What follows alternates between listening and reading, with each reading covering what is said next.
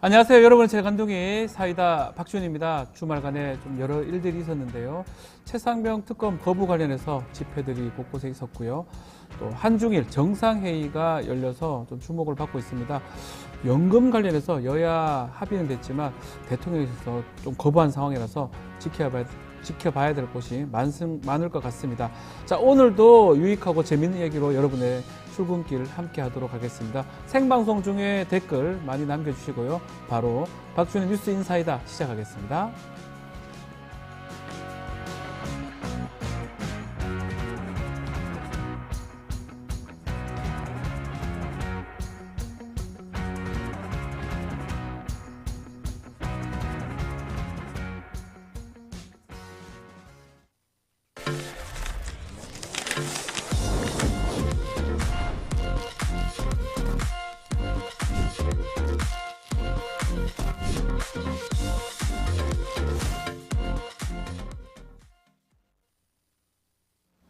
바쁜 아침, 오늘 알아야 할 뉴스로 여러분께 정리해 드리겠습니다. 듣기만 해도 이해가 쏙쏙 뉴스픽. 오늘도 뉴스토마토 이진아 기자와 함께 하겠습니다. 안녕하십니까? 네, 안녕하세요. 네, 주말 잘 보내셨습니까? 네, 잘 보냈습니다. 자, 이 한중일 정상회담 지금 주말간 어제 이어서 오늘도 계속 이어지고 있는데 어제 어떤 이야기가 오갔습니까? 네, 어제 오후 3시에 한중 정상회담, 네. 한일 정상회담이 차례로 열렸습니다. 오후 5시 반쯤에 모두 마무리가 됐는데요. 중국 리창 총리와 65분간, 그리고 일본의 기시다 총리와 50분간 회담을 했습니다.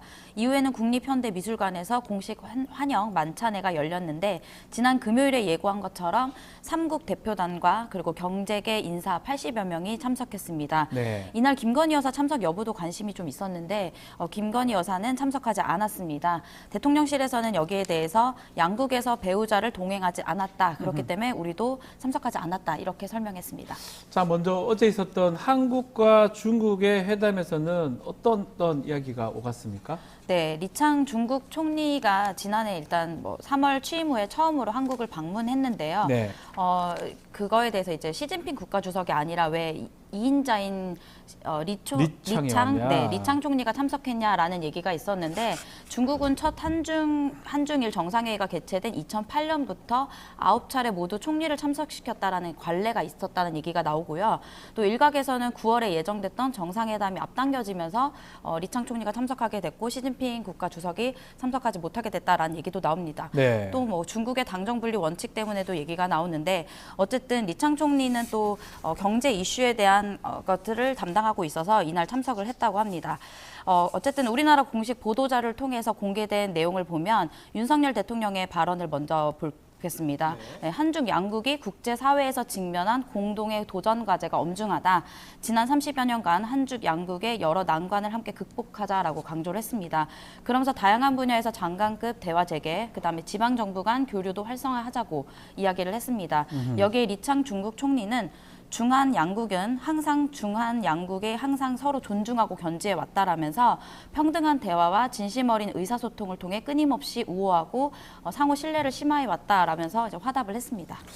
자, 우리 언론이 좀 보도한 내용하고 중국 언론에서 보도한 내용이 좀 차이가 있다면서요. 네. 무슨 내용입니까? 어제 앞서 말씀드린 예. 것처럼 우리나라 공식 보도 자료에서는 굉장히 무난한 이야기들이 좀 주고받았다는 것을 볼 수 있었는데요.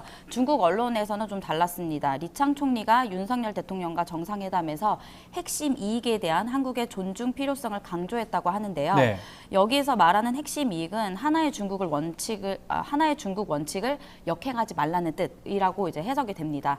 지난해 4월 윤 대통령이 대만 문제에 있어서 힘에 의한 현상 변경 시도하고 있다며 우리는 이를 반대한다 이렇게 네. 밝혀서 중국에 큰 반발을 부른 적이 한번 있었는데 그렇죠. 네, 그런데 어제 중국 언론에서는 실제로 윤 대통령이 회담에서 하나의 중국 원칙을 견지한다라는 입장을 밝혔다고 합니다. 하지만 중국보다 먼저 발표된 우리 정부의 발표문에는 이 내용이 좀 포함되지 않아서 좀 의문을 좀 자아내기도 했습니다. 자, 이 밖에 중국하고 좀 오간 이야기들이 좀 있습니까? 어떤 내용이 있습니까? 네, 리 총리는 한중 간 안정적 공급망 유지 필요성을 강조했습니다. 한중의 산업 공급망은 긴밀히 얽혀 있다라면서 경제 무역 문제도 과도한 정치 안보화를 반대하고 글로벌 공급망 안전을 수호해야 한다 이렇게 이야기를 했습니다. 결국 공급망 시장에서는 중국의 영향력이 약화시키려는 미국 주도의 대중국 압박 정책과 좀 거리를 더 달라는 이야기로 좀 해석이 되는데요. 네. 또 리 총리는 한중 자유무역협정 FTA죠. 2단계 협상을 가속화하고 지린성 창춘시의 국제협력 시범구 건설 추진 필요성도 언급했습니다. 이날 중국의 신화통신은 한국 양측이 적절한 시기에 고위급 전략 대화와 또 차관급 대화 등을 가동한다고 합의했다라고 전했습니다. 또 한국 측은 고위급 전략 대화 등 다음 달 열릴 것이라고 이제 구체적으로 좀 이야기를 했고요. 네. 중국에서는 근데 적절한 시기 정도만 언급해서 여기서도 좀 온도차를 보였습니다. 자, 이선혜님이 갈 곳이 없어서 여기에 왔습니다. 어디 마음 줄 데가 없다고. 예, 항상 여기 뉴스인사이다 오시면 좋을 것 같고요. 전유성님도 글 주셨고요. 순방가자, 또 배동원님, 이진아 기자님 반갑습니다. 또 박인수님 글 주셨습니다.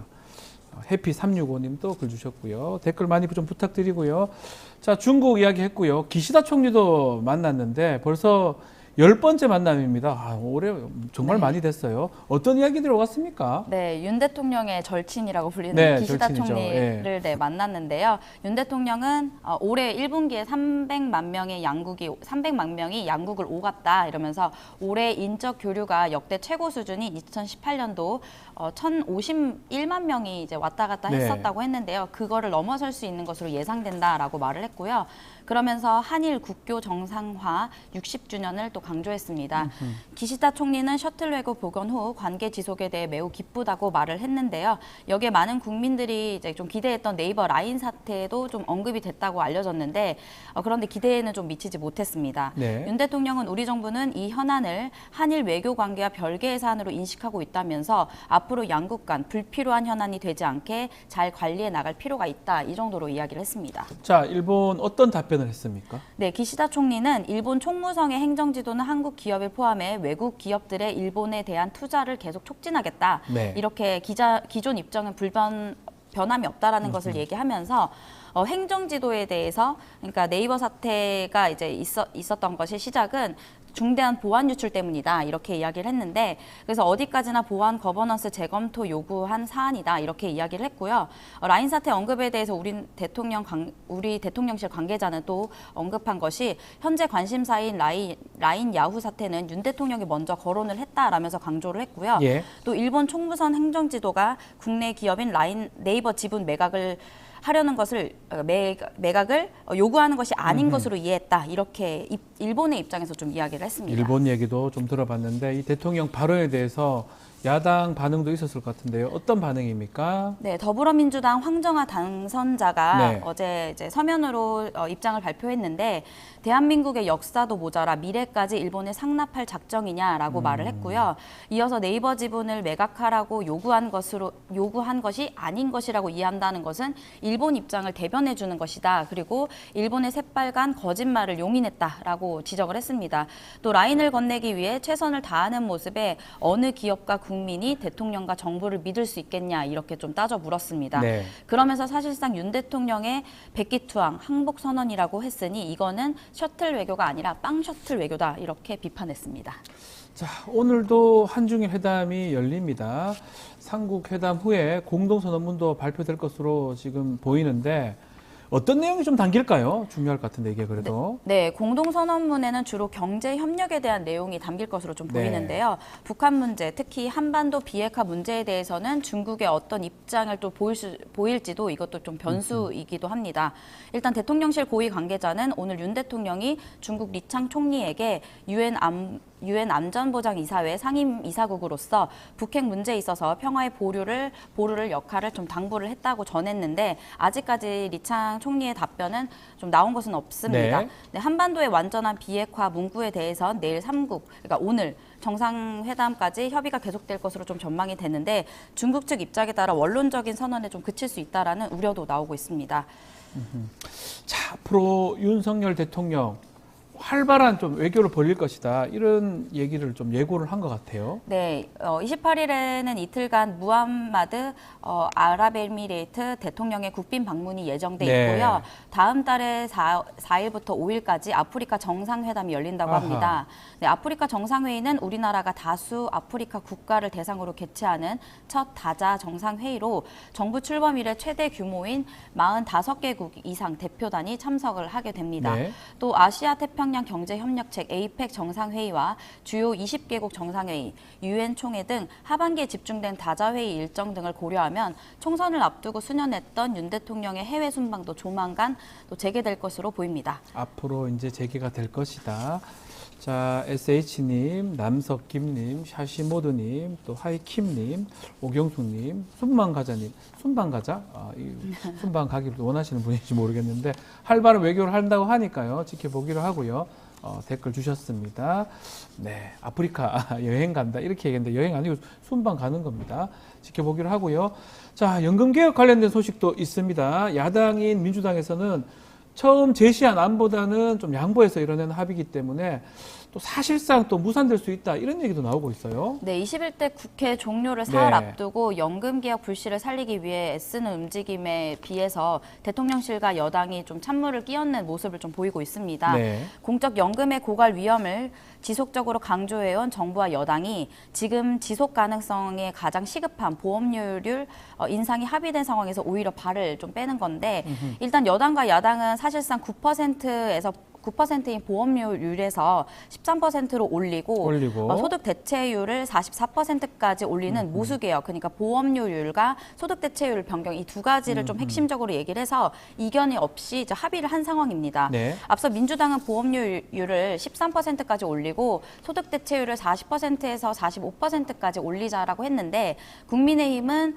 보험료율에서는 같은 내용을 얘기했지만 13%. 네, 네. 소득 대체율에서는 43% 정도로만 이제 얘기를 했습니다. 그런데 2% 차이를 좁히지 못하고 계속해서 합의를 이제 결렬을 하다가 이후 여당 쪽에서 일부 구조 개혁의 조건으로 소득 대체율 44%까지 제한을 했습니다. 그래서 이재명 대표가 이거를 적극 수용하면서 합의를 이뤄냈는데 갑자기 이제 어제 이번에 구조 개혁이 빠졌다라면서 여당이 여전히 21대 국회에서 개혁을 못하겠다라는 입장을 반복했습니다. 보험료율 13%, 소득 대체율 44%.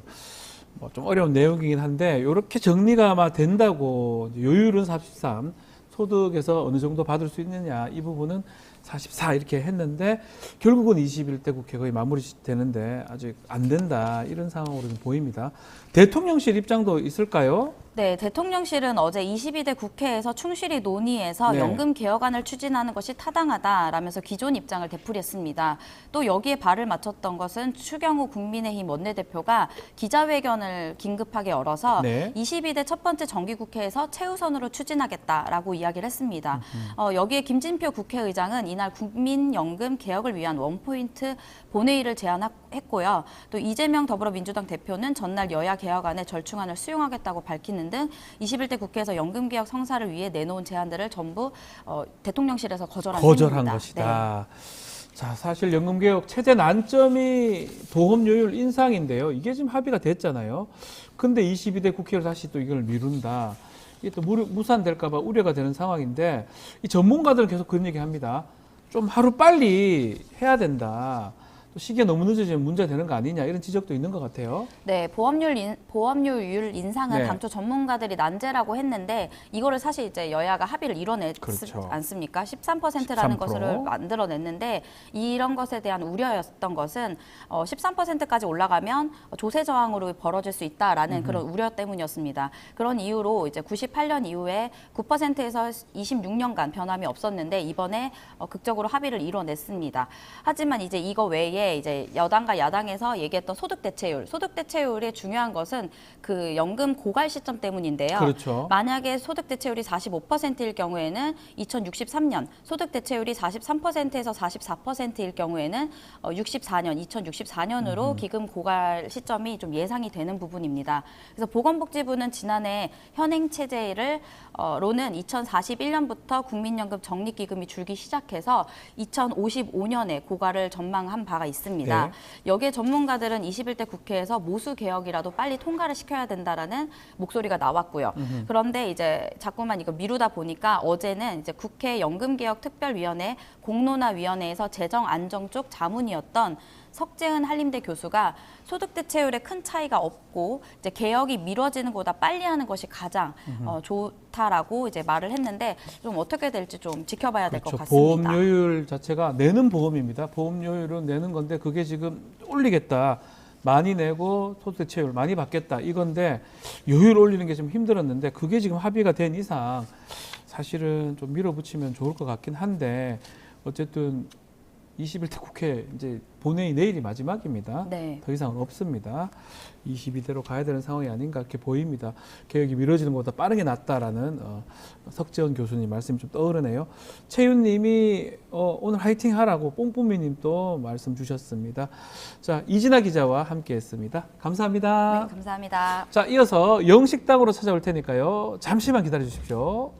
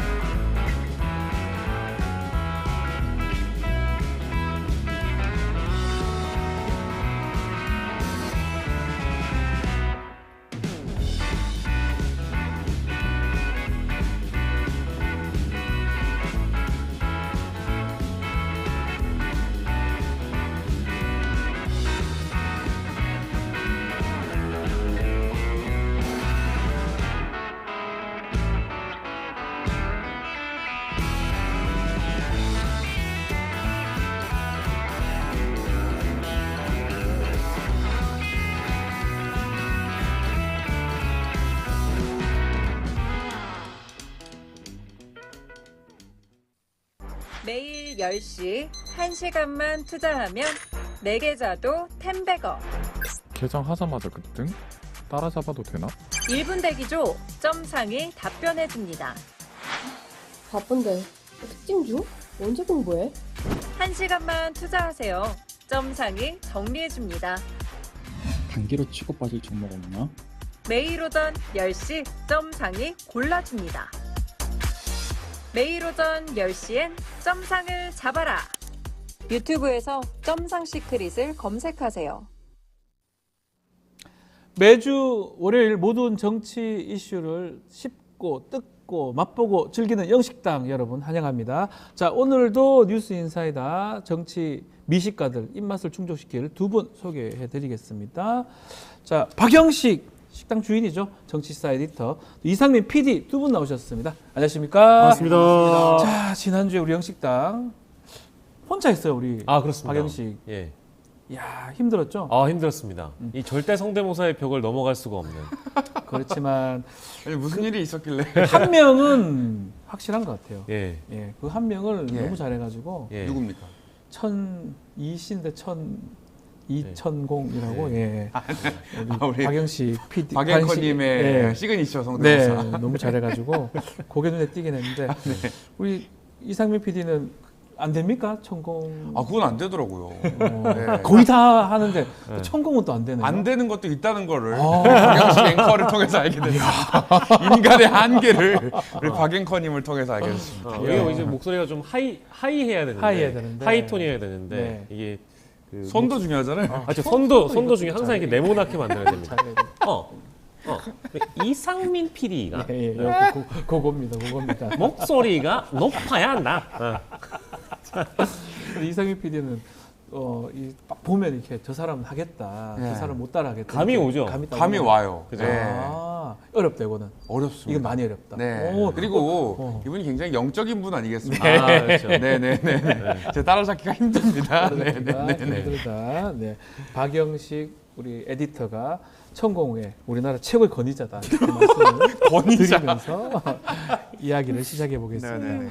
자, 최혜병 특검법 내일 드디어 본회의에서 이제 소집이 되면 이제 표결이 되는데 통과됩니까? 어떻게 됩니까? 아, 한번 짚어 볼까요? 너무 어려운 질문입니다. 예. 이 지금 상황에서 된다 아니다 이거를 맞출 수 있는 전문가는 저는 사실상 아무도 없을 것이다. 없다고 봐야 되겠죠. 물론 이제 그 어느 정도의 그 무게 있는 전망은 쉽지는 않을 것이다, 통과가. 왜냐하면 국민의힘 의원들이 똘똘 뭉치거나 표단속이 제대로 된다면 내일 본회의에서 법안이 자동 폐기되는 방향으로 가지 않겠느냐. 뭐 물론 제 바람과는 좀 다른 방향이긴 합니다. 네. 그런데 그저께였죠. 서울 시내 장외 집회가 있었는데 어마어마한 인파가 또 모여가지고 예.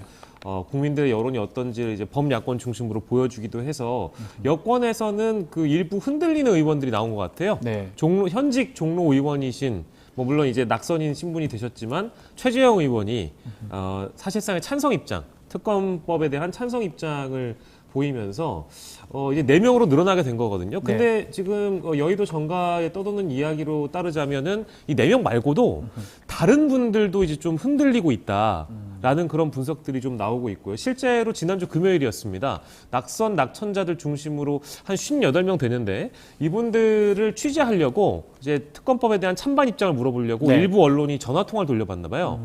근데 80% 이상이 전화를 받지 않는다고 합니다. 못 받는 거예요. 그러니까 이제 뭔가 뭐 민망한 질문이기도 하고. 야, 답할 수도 없고 안 답할 수도 없고. 그래서 지금 예. 이게 어떻게 된 거냐. 아하. 그러다 보니까 범야권 쪽에서도 여당을 압박하는 데 혈안이 되어 있지만 국민의힘 내부에서도 표단속이 제대로 되고 있는 걸까라는 그런 의문들이 좀 나오고 있어서 혹시나 이변이 생긴다면 특검법 통과, 가까스로 통과 가능성도 열려있지 않나라는 생각이 드는데 제 바람을 좀 말씀드리자면 저는 바람은 당연히 어떤 이 총선 민심을 통해서도 특검은 당연히 통과돼야 된다라는 민심을 확인했다고 보고요.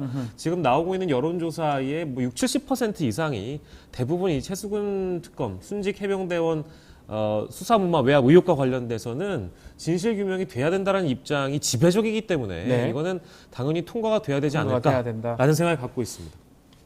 자, 이게 이재명 대표가 이재명 대표 직접 말씀하시네요. 대통령의 거부권에도 한계가 있습니다. 투표로 심판해도 정신을 못 차리고 반성하지 않고 역사와 국민에게 저항한다면 이제 국민의 힘으로 그들을 억압해서 항복시켜야 됩니다. 이거 웃긴 또 했다. 그 웃는 거는 좀 알겠습니다. 예, 국민의힘으로 항복을 시켜야 됩니다. 항복을 시켜야 된다. 항복을 시켜야 된다. 와. 이거 자꾸 쓰시네. 아니 그저께 그 대중연설 하셨을 때 예. 토요일에 서울역 앞에서 했을 때 그 집회에서. 목소리랑 똑같네요. 아니 좀 멋있었죠? 예, 뭐. 우리 박앵커 예. 시에시에. 알겠습니다. 자, 이재명 대표도 직접 말씀을 하셨는데, 자, 국민의힘에서는 지금 김웅 의원이라든지 안철수, 지금 말했던 뭐 유이동 의원에서 최재형 의원까지 공개적으로 특검법 찬성 의견을 밝혔습니다. 다만 홍준표 대구시장이 좀 탄핵을 운운하는 거는 좀 잘못된 것이다. 찬성하는 여당은 안녕하십니까. 홍준표입니다. 여당이 대통령을 보호하지 못하고 지리멸렬을 해버리면 윤석열 대통령은 중대 결심을 하지 않을 수가 없을 겁니다. 6월 국회가 개원되게 되면은 이제 강성 야당들이 윤석열 대통령을 표적으로 집중 공격할 거예요. 어택, 그 영어로. 어택. 그래서 이제 당이 자생력을 길러야 된다는 그래 봅니다. 아니 근데 그 중대 결심이라는 거는 저희 홍준표 시장님이 뭐 SNS 쓰실 때 탈당 뭐 굉장히 이런 건가요? 정확하게 쓰시는데 이걸 중대 결심이라고. 정치인은 상상력으로 하는 거죠. 상상력을 키우세요, 박앵커. 예, 중대 결심. 홍준표 시장은 이렇게 한 번씩 또 메시지를 내는 거거든요. 어떻게 봐야 됩니까? 이렇게 얘기하는 거. 저는 이제 그 앞서 나오신 우리 시장님께는 굉장히 좀 죄송한 말씀입니다만 저는 이게 홍준표 시장님이 대구시장인지 서울시장인지 경기도지사인지 도저히 알 수가 없습니다. 왜냐하면 이 광역자치단체장 중에 이 시도 때도 없이 등장하는 인물이 과연 있을까? 특히 이 대구시장이 이렇게 자주 중앙 언론 호소인이라는 별명이 붙은 것처럼 자주 모든 이슈에 등장하는 것도 좀 이례적이라고 보고 우리 역사에 없었던 일이라고 저는 보고요. 뭐 물론 의견을 낼 수 있는데 이렇게까지 대통령의 입장을 대변해주는 이게 사실상 대통령실 대변인이나 어디 뭐 홍보수석이나 할 법한 그런 일이라고 보고 국민의힘 당대표가 대통령을 감싸는 듯한 이런 발언들을 자주 하시는데 저는 광역자치단체장 대구시장으로서 파워풀한 대구를 위한 대구시의 행정은 얼마나 신경 쓰시는지 좀 궁금하기도 하고요. 저렇게 베베 꼬여가지고 내가 대표를 2번이나 하고 경남지사하고 대구시장까지 했어요. 내가 당을 위해서 이런 말 못합니까? 아니 뭐 근데 그래도 검사 출신이고 법조인 박지훈 변호사는 네. 사회자로서 저런 자는 정치해야 된다네. 그래 봐. 알겠습니다. 네, 알겠습니다. 가만히 놔둬가지고 베베 꼬인 자세로 저게 방자하게 말이야. 아니 근데 지금 수해 났을 때 골프 치셔가지고 자, 머리까지 전화 사기고 뚜뚜뚜뚜. 야, 전화 또 끊으셨는데 홍준표 시장은 항상 일정한 시점에서는 말씀을 하시는 것 같긴 합니다. 그러니까요. 그 메시지를 계속 내는 것 같은데 그래요. 좋고요. 일단 최혜병 특검 관련해서 공수처에서 이른바 VIP 경로, 녹취록 같은 걸 확보해서 수사가 진척이 됩니다. 그러면 특검에서 일단은 수사를 좀 지켜보자 이런 얘기도 나올 것 같은데 박영식 앵커 어떻게 예. 보십니까? 저는 공수처 수사 뭐 지켜보는 것도 좋은데요. 지금 이 수사를 하는 공수처 검사들이 5명이 안 되는 거 아닙니까? 너무 적어요. 너무 적어서 지금 대통령실에 사실상 전방위적인 개입 의혹들이 이미 나오고 있고 지금 녹취까지 말씀 주신 대로 확보가 된 상황에서 너댓 명의 검사로 이 공수처가 과연 이 수사 무마 개입 의혹에 대해서 수사를 제대로 할 수 있는가 일단 네. 이게 의문이 있어서 효율성이라는 측면에서 저는 공수처가 수사를 한다고 하더라도 물론 나중에 특검법이 통과가 되고 실제 특검이 촉발이 되면 파견도 할 수 있는 거 아니겠습니까? 공수처 네. 검사들이 또 파견 가서 그대로 수사했던 내용들이 또 옮겨지기 때문에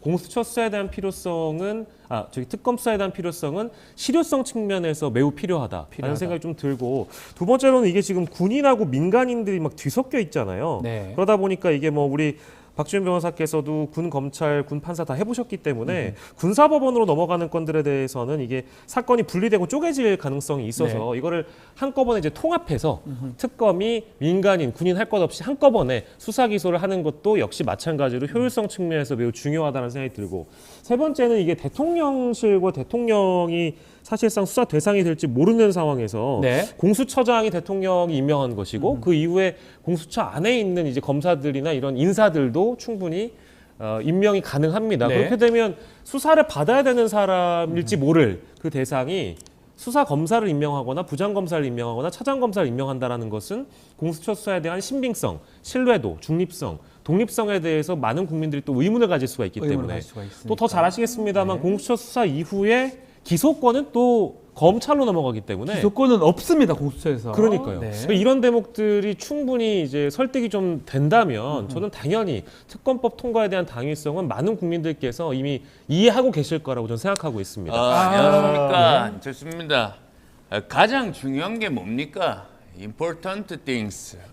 그러니까 국민의 생명과 안전을 지키는 거 아닌가요? 네. 그래서 국가를 위해 헌신하고 목숨을 정말 바친 분들에게 최고의 예우를 다해야 하는 게 그게 선진국이고 품격 있는 어떤 그 네이션이다 이렇게 생각합니다. 아니 그리고 유난히 영어를 좀 쓰시네요. 네. 아니 이번에 제가 저기 와튼 스쿨 출신이잖아요. 와튼죠. 네. 네. 아니 그러면 저기 내일 투마로우 저기 보트 하십니까? 보트예요? 예, 보트. 발음이 너무 안 좋아서 다시 그 히어링 해야겠습니다. 예. 내일 특검법 통과. 어그리? 예. 그거는 제가 어그리. 분명히 언론을 통해서 말씀드리지 않았나요?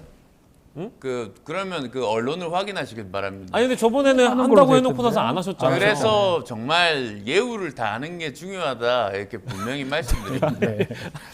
자, 안철수 기대돼요. 안철수 의원께서 어떤 결정을 하실지도 사실은 기대가 되는데. 안녕하세요, 김기현이에요. 아이고, 아이고 오랜만에 나오셨네. 아니, 그 이재명 대표 이런 사람들이 자꾸 윤석열 대통령을 향해서 항복시켜야 한다니 다시 심판해야 되지 않냐는 이런 얘기를 하는데 아니 자기 뭐 벌써 대통령 됐어요. 정말 어이가 없고 정말 오만한 자세다. 어깨 이 숄더에 힘이 바짝 들어갔다 이렇게 생각해요. 야. 진짜 김기현한테. 정말 어이가 없는 거죠. 그렇게 하면 안 되는 거죠. 예, 아유, 김기현 의원. 다시 들어가 볼게요. 찬성 찬성 아니죠? 아니 그 이재명 대표 편들면 안 되는 거죠. 네. 아니, 그렇게 하면 안 되는 거죠. 근데 그 당 대표를 내려놓으셨을 때 우리 김기현 대표가 굉장히 좀 마음이 안 좋았던 시기가 있어서 이번에 혹시 무기명 투표이기 때문에 혹시나 저는 이제 다시 그 뭐 우울해지려 그래요. 네, 다시 들어가 볼게요. 예. KTX 타고 가야지. 예. 자, 이제 어쨌든 결과는 알 수 없습니다. 일단은 무기명 투표라는 거. 네.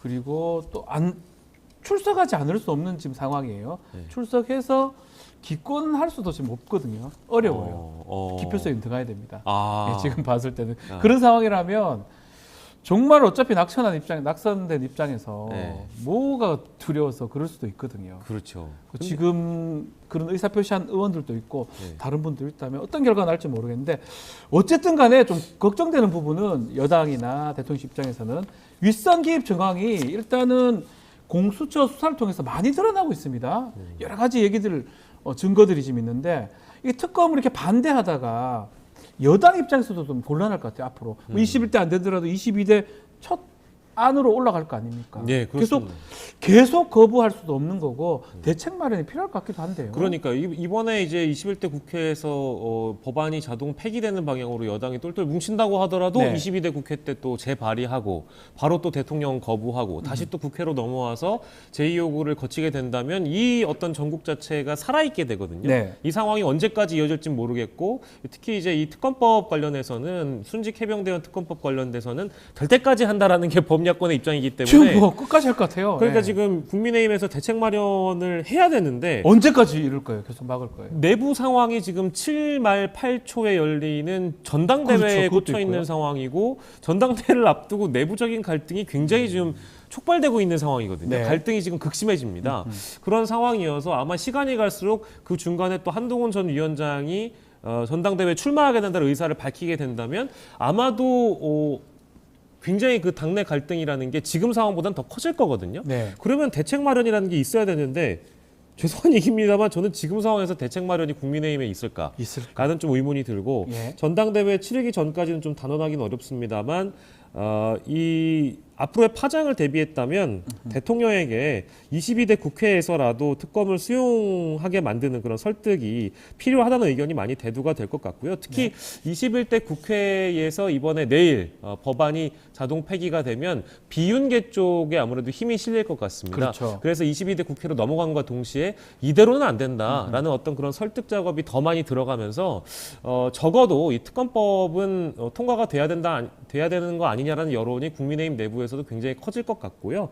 제가 말씀드리고 있는 어떤 전제는 21대 국회에서 물론 상상하고 싶진 않습니다만 내일 국회 표결에서 최수근 특검이 부결되거나 아무튼 자동적으로 폐기된다는 전제를 하에 말씀드리고 있어서 만약에 내일 즉시 폐기가 되는 거죠. 예, 근데 만약에 내일 가결이 되면 이것도 뭐 상상하기 어려운 좀 가결이 되면 정치 이슈로라서 대책이 없는 상황에서 대통령의 사실상 레임덕, 데드덕을 맡게 되는 상황을 목도할 수 있어서 지금 대책 마련이 아주 시급한 상황인데 저도 딱히 그 몇 분 의원께 말씀을 전해 들은 바 전혀 대책 마련이라는 게 없다고 들어서요. 국민의힘도 갈팡질팡하고 있는 그런 상황이라고 좀 정리를 할 수가 있을 것 같아요. 국민의힘이 난감할 것 같아요. 아니 그런 게 중요한 게 아니고 우리 누구죠? 창희 형님인가 리창희 형님 오셨잖아요. 리창 부총리요. 그리고 기시다 형님 그 회담해가지고 정말 융숭하게 대접을 해가지고 이 국익 외교하는 게 중요한 게 아니겠습니까? 그래서 제가 최선을 다하겠다 이런 말씀드립니다. 그리고 제가 그 김치찌개 그 끓여줬잖아요, 내가 기자들한테. 그래요, 맞습니다. 그 비결도 좀 있었잖아요, 거기. 그거 얼마나 맛있게 끓여가지고 이게 김치를 갖다가 썰어가지고 그냥 재료는 김치더라고요. 김치에다가 그냥 그 고기에다가 저기 대파는 아니구나. 대파 얘기는 하지 마십시오. 양파에다가 이렇게 해가지고 그러니까 대접하니까 얼마나 그거 좋아요. 화기애애하고. 먹고 싶네. 꼭 말 나온 김에 지금 24일 날 출입 기자단하고 김치찌개 만찬을 가졌습니다. 윤석열 대통령. 국정 운영 관련해서 조언 비판 많이 듣겠다고 소통을 강조했는데 박영식 에디터 어떻게 보셨습니까? 김치찌개 회동. 저는 이런 표현 해도 괜찮을지 모르겠습니다만 대통령께서 한가하셨다. 한가하셨다라는 생각이 들었고요. 왜냐하면 이게 지금 국민들 대상으로 또 기자들 앞에서 진솔한 모습을 보여주고 싶어서 김치찌개, 계란말이 하신 거 아니겠습니까? 그러니까 저는 이 계란말이를 만들어줄 대상이 출입 기자단이 아니고 사실 국민을 대상으로 솔직한 모습을 보여줬어야 됐는데 너무 귀를 닫고 보고 싶은 것만 보고 듣고 싶은 것만 들으려고 하시는 것 같다는 생각이 좀 들어서 안타까웠고요. 이 최수근 특검법에 반대한 이후에 어찌됐든 어떤 반등 모멘텀이나 자신이 할 수 있는 일을 찾아가는 대통령의 모습을 일견 이해는 합니다만 예, 지금 장외 집회도 열리고 지금 범야권이 이렇게까지 국민들의 요구를 대변하고 있는 상황에서 기자들 만나서 저녁 식사하면서 김치찌개 만들고 계란말이 만든다? 이 모습 자체가 저는 그리 좋게 보이지는 않아서 좀 다수 국민분들에게는 좀 불편한 장면이 아니었을까라는 생각이 좀 들어가지고요. 안타깝다. 아니 그렇게 짭니까? 예? 평가가. 예? 평가가 왜 이렇게 짜? 짤 때는 물을 좀 더 넣어가지고 부족한 간은 국간장이랑 소금을 이용해가지고 그 간을 딱 맞추면은 굉장히 맛있습니다. 거기다가 이제 계란말이 해가지고 뒤집어가지고 딱 오늘 그 점심 뭐지 그거? 아니, 또 먹는 겁니까? 대통령님 그 조언과 비판이라는 건 원래 그 좀 짠맛이 있어야 되는 겁니다. 그 항상 단맛만 그 드실 수가 없거든요. 조언과 비평이 누구야? 조언과 비판. 그건 어느 기자입니까? 그거는 내 대접을 한 적이 없는데. 아니 그러니까 지금 만만한 기자들만 다 모아놓고 식사 대접하신 거 아닙니까? 아니 계란말이 먹는 게 정말 그 귀한 어떻게 보면은 그 콩그레츄레이션인데 그걸 갖다가 먹어보지 않아서 저런 소리 하는 거라고 봅니다. 참 그 같지 않습니까? 가짜도요. 아니 근데 눈에 띄는 게 이게 레시피를 또 이게 뭐 이게 중요한지 모르겠는데 레시피가 공개됐어요 대통령실에서. 아니 이 레시피가 이게 그렇게 중요한 건가요? 이게 공개할 필요가 있나 이거에? 뭐 이렇게 찾아보면은 김치찌개 레시피. 아니 그냥 하면 되죠. 사람마다 다르고 김치찌개 영식당. 그럼요. 저희도 김치 할 줄 알죠? 그럼요. 김치찌개는 사실 물 넣고, 그 김치찌개는 김치가 또 생명이니까. 잘 익은 김치 또 넣어가지고 파송송 계란탁 딱 해가지고 소금하고 국간장 넣어가지고 후추도 넣어가지고 정말 그 맛있게 먹어. 잠깐만 우리 기시다 형님은 아니 그 김치찌개 낫또 넣어? 낫또는 안 넣는다는 건. 저는 이제 레시피를 또 대통령님이 순서까지 또 정해가지고 공개해 주셨으니까 제일 궁금한 거 있습니다. 지금 언론에 보도되는 그 순방 회담. 삼국 회담. 한중일. 요거 우리 대통령에게 킬러 질문 들어갑니다. 한일중입니까? 한중일입니까? 그런 게 뭐 중요하겠습니까? 또 중요하네. 우리 정말 그 국익을 위해서는 더 중요한 게 있습니다.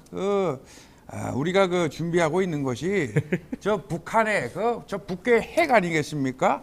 미사일 개발 이런 것들을 중국이 정말 안보리 차원에서 뭐 정말 평화의 보루를 역할해 주는 것이 중요하기 때문에 그거는 굉장히 중요한 게 아니죠.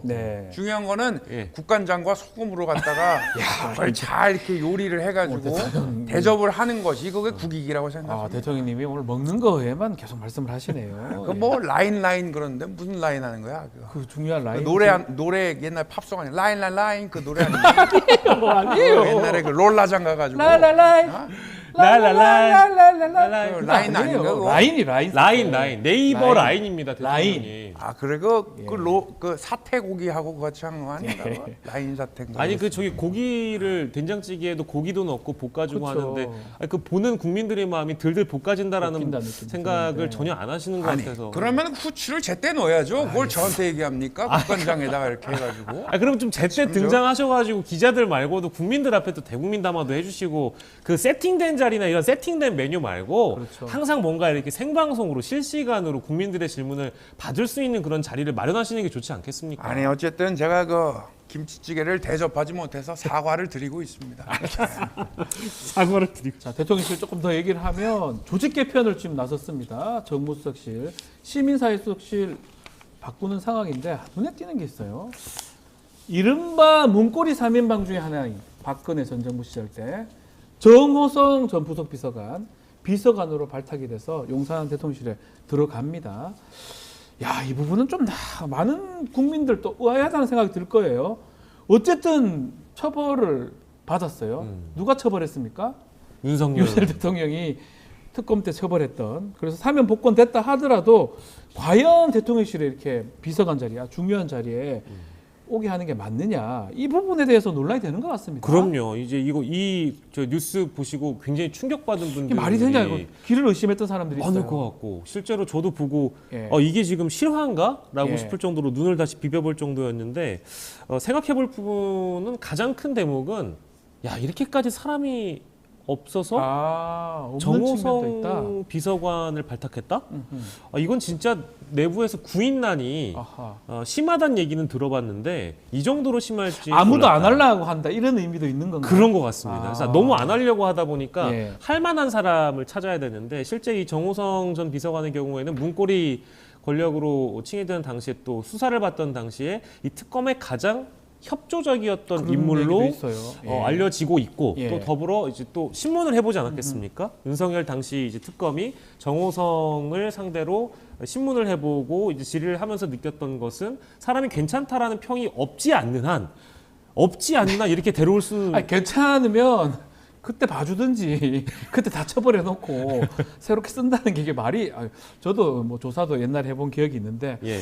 저는 납득하기 좀 어려워요. 저도 납득하기는 어려운데 네. 지금 이런 케이스가 사실 처음은 아닙니다. 왜냐하면 그 이번에 총선 때 보면 예. 공천을 받은 인물들을 유심히 살펴보시면 한동훈 전 위원장이나 대통령께서 검사 시절에 네. 구속하고 기소하고 처벌까지 받았는데 사면 복권해주고 출마시키는, 공천까지 줬던 인물들이 몇몇 있었거든요. 네. 근데 그게 이제 그런 측면에서 본다면 대통령 옆에 비서관으로 둔다는 거는 뭐 그리 이상하지 않은 일이기도 아니라고요? 합니다. 예. 이상하지 않은 일이기도 합니다. 근데 다만 이제 여기서 볼 수 있는 이제 내막은 사람이 없다. 사람이 없으면 오죽했으면 이제 이 대통령실 비서관에 정호성 전 비서관을 데려온다는 거냐라는 생각이 하나가 있고, 두 번째로는 이건 이제 야당의 해석을 제가 잠깐 옮겨드리는 건데, 이거 설마 대통령이 나중에 혹시 모를 탄핵 전국 상황을 대비해서 탄핵 대비용으로 정호성을 데려온 거 아니냐. 박근혜 전 대통령하고. 그렇죠. 그때 당시에 이 탄핵 국면을 겪어봤던 사람이기 때문에 오히려 그때 상황을 잘 알 것이다. 어떻게 대비해야 될지 잘 알 것이다라는 그런 해설들도 합니다만, 저건 너무 좀 과한 해석이라고 좀 보기도 윤석열 대통령 캐릭터로 봐야 됩니까? 이거 참 궁금하네요. 정말 기가 막힙니다. 기가 막히죠. 예. 정호성, 그는 박근혜 정권을 망쳤던 사람 아닙니까? 또 윤석열 대통령이 수사하고 기소했던 사람 아닌가요? 당시에 수사 기소할 때 온갖 비난과 비판을 해놓고 다시 그 사람을 채용한 것에 대해서 대통령은 부끄러운 줄 알아야 됩니다.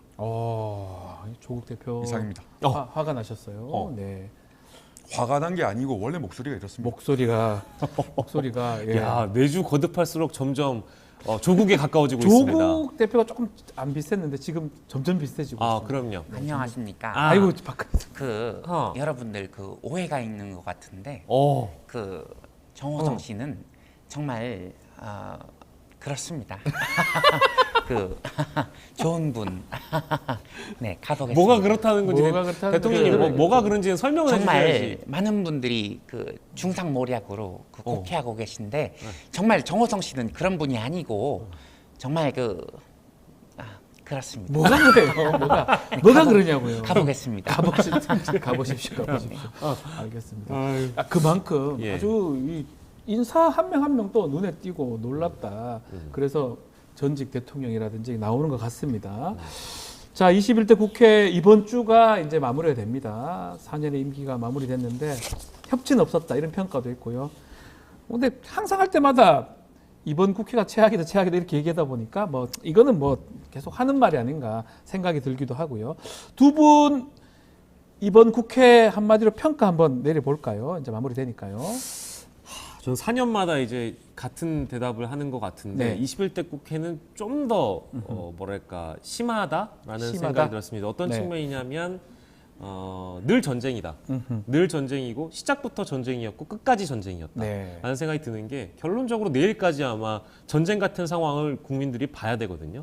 그 말인즉슨 필요한 싸움이기도 합니다, 내일은. 근데 이제 상대가 있기 때문에 싸움이 성사가 되는 거잖아요. 그래서 여야가 4년 내내 어찌 보면 제대로 된 결론을 하나 내지 못하고 싸움에만 너무 골몰했던 것은 아닌가. 싸울 수밖에 없었던 상황도 있긴 했습니다만 네. 또 대통령의 거부권도 너무 많이 남용되기도 했지만 또 거부권을 그대로만 지켜볼 수 없는 야권의 입장에서는 또 입법권을 활용해서 대치 정국을 끌어갈 수밖에 없는 상황이기도 했습니다. 네. 그런데 결론적으로는 법안 통과나 법안 처리 비율이 어느 정도 역대 국회와 비교했을 때 높느냐에 대한 문제가 있잖아요. 근데 법안이 너무 상대적으로 타 국회, 이전 국회와 비교해 봤을 때 너무 많은 법안들이 계류되거나 그냥 방치됐던 게 많아서 국민분들 입장에서는 아니 우리가 이렇게까지 선택을 해주고 투표를 해주고 밀어줬는데도 불구하고 야당은 제대로 된 법안을 관철시키지 못했다. 이걸 또 이제 그 야당 입장에서는 대통령 때문에 그랬다, 여당 때문에 또 그랬다라는 상황이 반복되다 보니까요.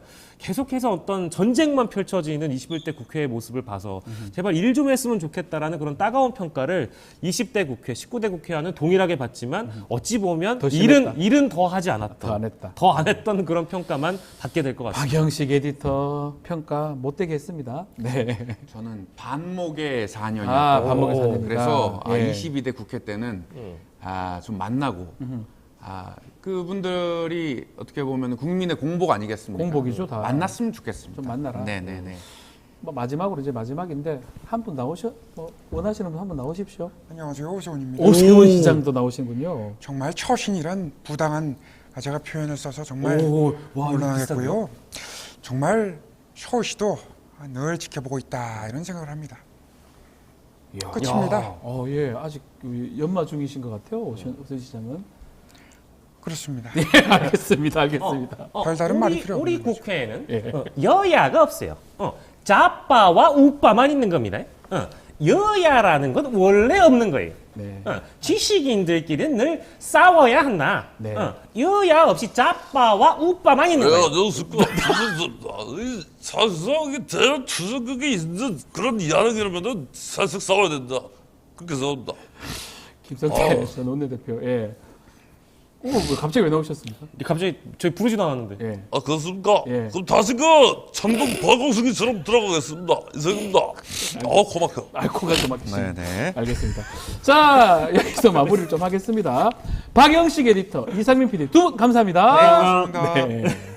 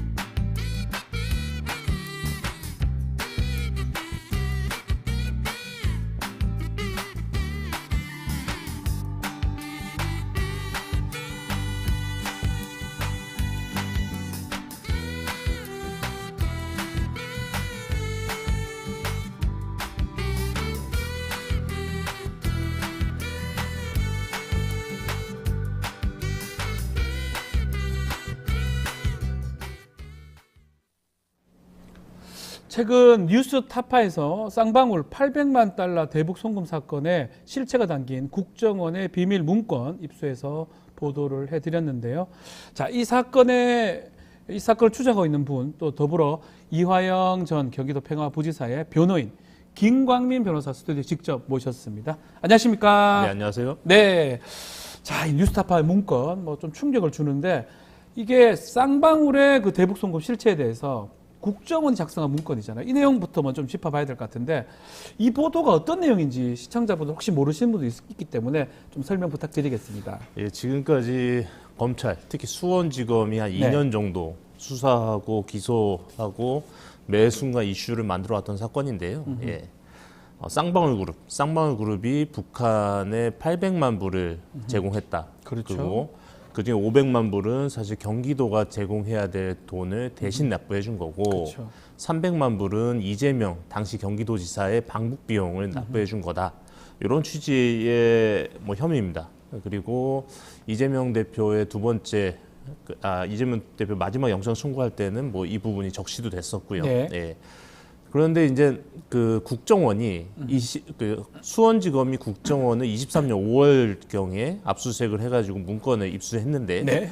살펴보니까 국정원이 그동안 2018년 뭐 이때부터 해가지고 쌍방울 관계자들, 이화영 부지사 등등 대북 사업을 하는 관계자들 쭉 추적 모니터링을 해온 자료가 나온 겁니다. 예. 자료가 나왔고 이 자료를 통해서 국정원이 이 사건을 바라보고 있는 입장은 이게 경기도 대납이나 이재명 당시 지사의 방북 비용이 아니라 쌍방울이 북한과 짜고 진행했던 주가 조작 사건의 비용이었다. 이렇게 판단하고 있었던 거죠. 야, 결국은 지금 그 사건은 사실은 이화영 지사는 계속적으로 그걸로 구형까지 받았고요. 이재명 대표도 똑같은 건으로 영장 청구까지 됐던, 영장의 적시까지 됐던 상황인데 지금 말대로라면 결국 검찰이 얘기하고 있던 이게 이 돈 자체가 800만 불, 500만 불, 300만 불 나눠져 있긴 하지만 그게 결국은 이재명 대표라든지 아니면 경기도의회에서 썼던 게 아니고 국정원이 봤을 때는 지네들, 쌍방울 자기들 주가 조작하려고 했다는 걸 포착하고 있었다는 거잖아요. 네, 그렇습니다. 이 검찰에서는 근데 이렇게 얘기를 해요. 뉴스타파가 짜집기 보도를 하는 거 아니냐라고 하는데 이 부분은 어떻게 봐야 됩니까? 어젯밤에 이제 지금까지 네. 뉴스타파가 3편 연재를 했고요. 네. 어젯밤에 4번째 보도가 나왔습니다. 네. 그리고 뉴탐사에서도 어젯밤에 그 관련 그 방송을 했는데요.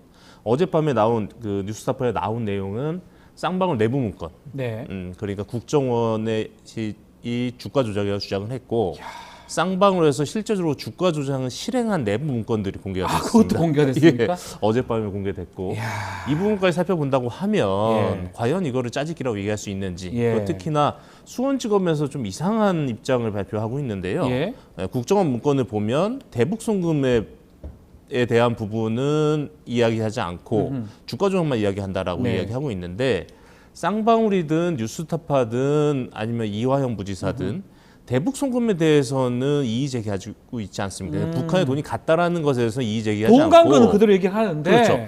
그 돈이 이재명을 위한 돈이냐, 그렇죠. 쌍방울 주가 조작을 위한 돈이냐라는 부분인데 거기에 대해서는 다투지도 않는 부분에 대해서는 왜 얘기하고 있지 않냐 이렇게 딴지 거는 거죠. 그 중에 지금 보면 실제로 이재명 그 당시 지사 지금 이재명 대표 얘기나 이 문건 자체에 있지도 않아요. 이게 없는데 왜 이재명 대표가 이 대북 송금 사건, 쌍방울 대북 송금 사건에 경기도 이재명 대표 두 개가 엮인 겁니까? 이건 어떻게 봐야 됩니까? 우선은 이건 좀 시간 순서대로 볼 필요가 있는데요. 우선은 22년도 9월경에 이화영 부지사가 이제 구속이 되는데 당시 구속된 사유는 그 뇌물 사건입니다.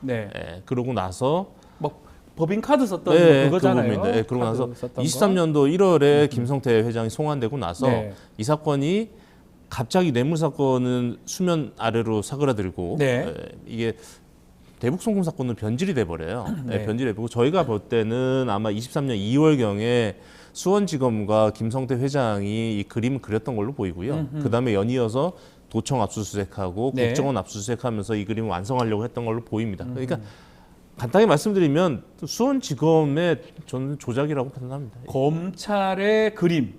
네네. 좋게 말하면 검찰의 그림은 나쁘게 말하면 검찰의 조작이다. 그렇게 봅니다. 우리 수사가 생물이라 그러거든요. 생물도 그림도 그린다고 그러는데 잘못된 그림을 처음부터 그린 것이다. 라는 건데 이 뉴스타파 보도와 문건 조금 살펴보면 상당히 구체적입니다.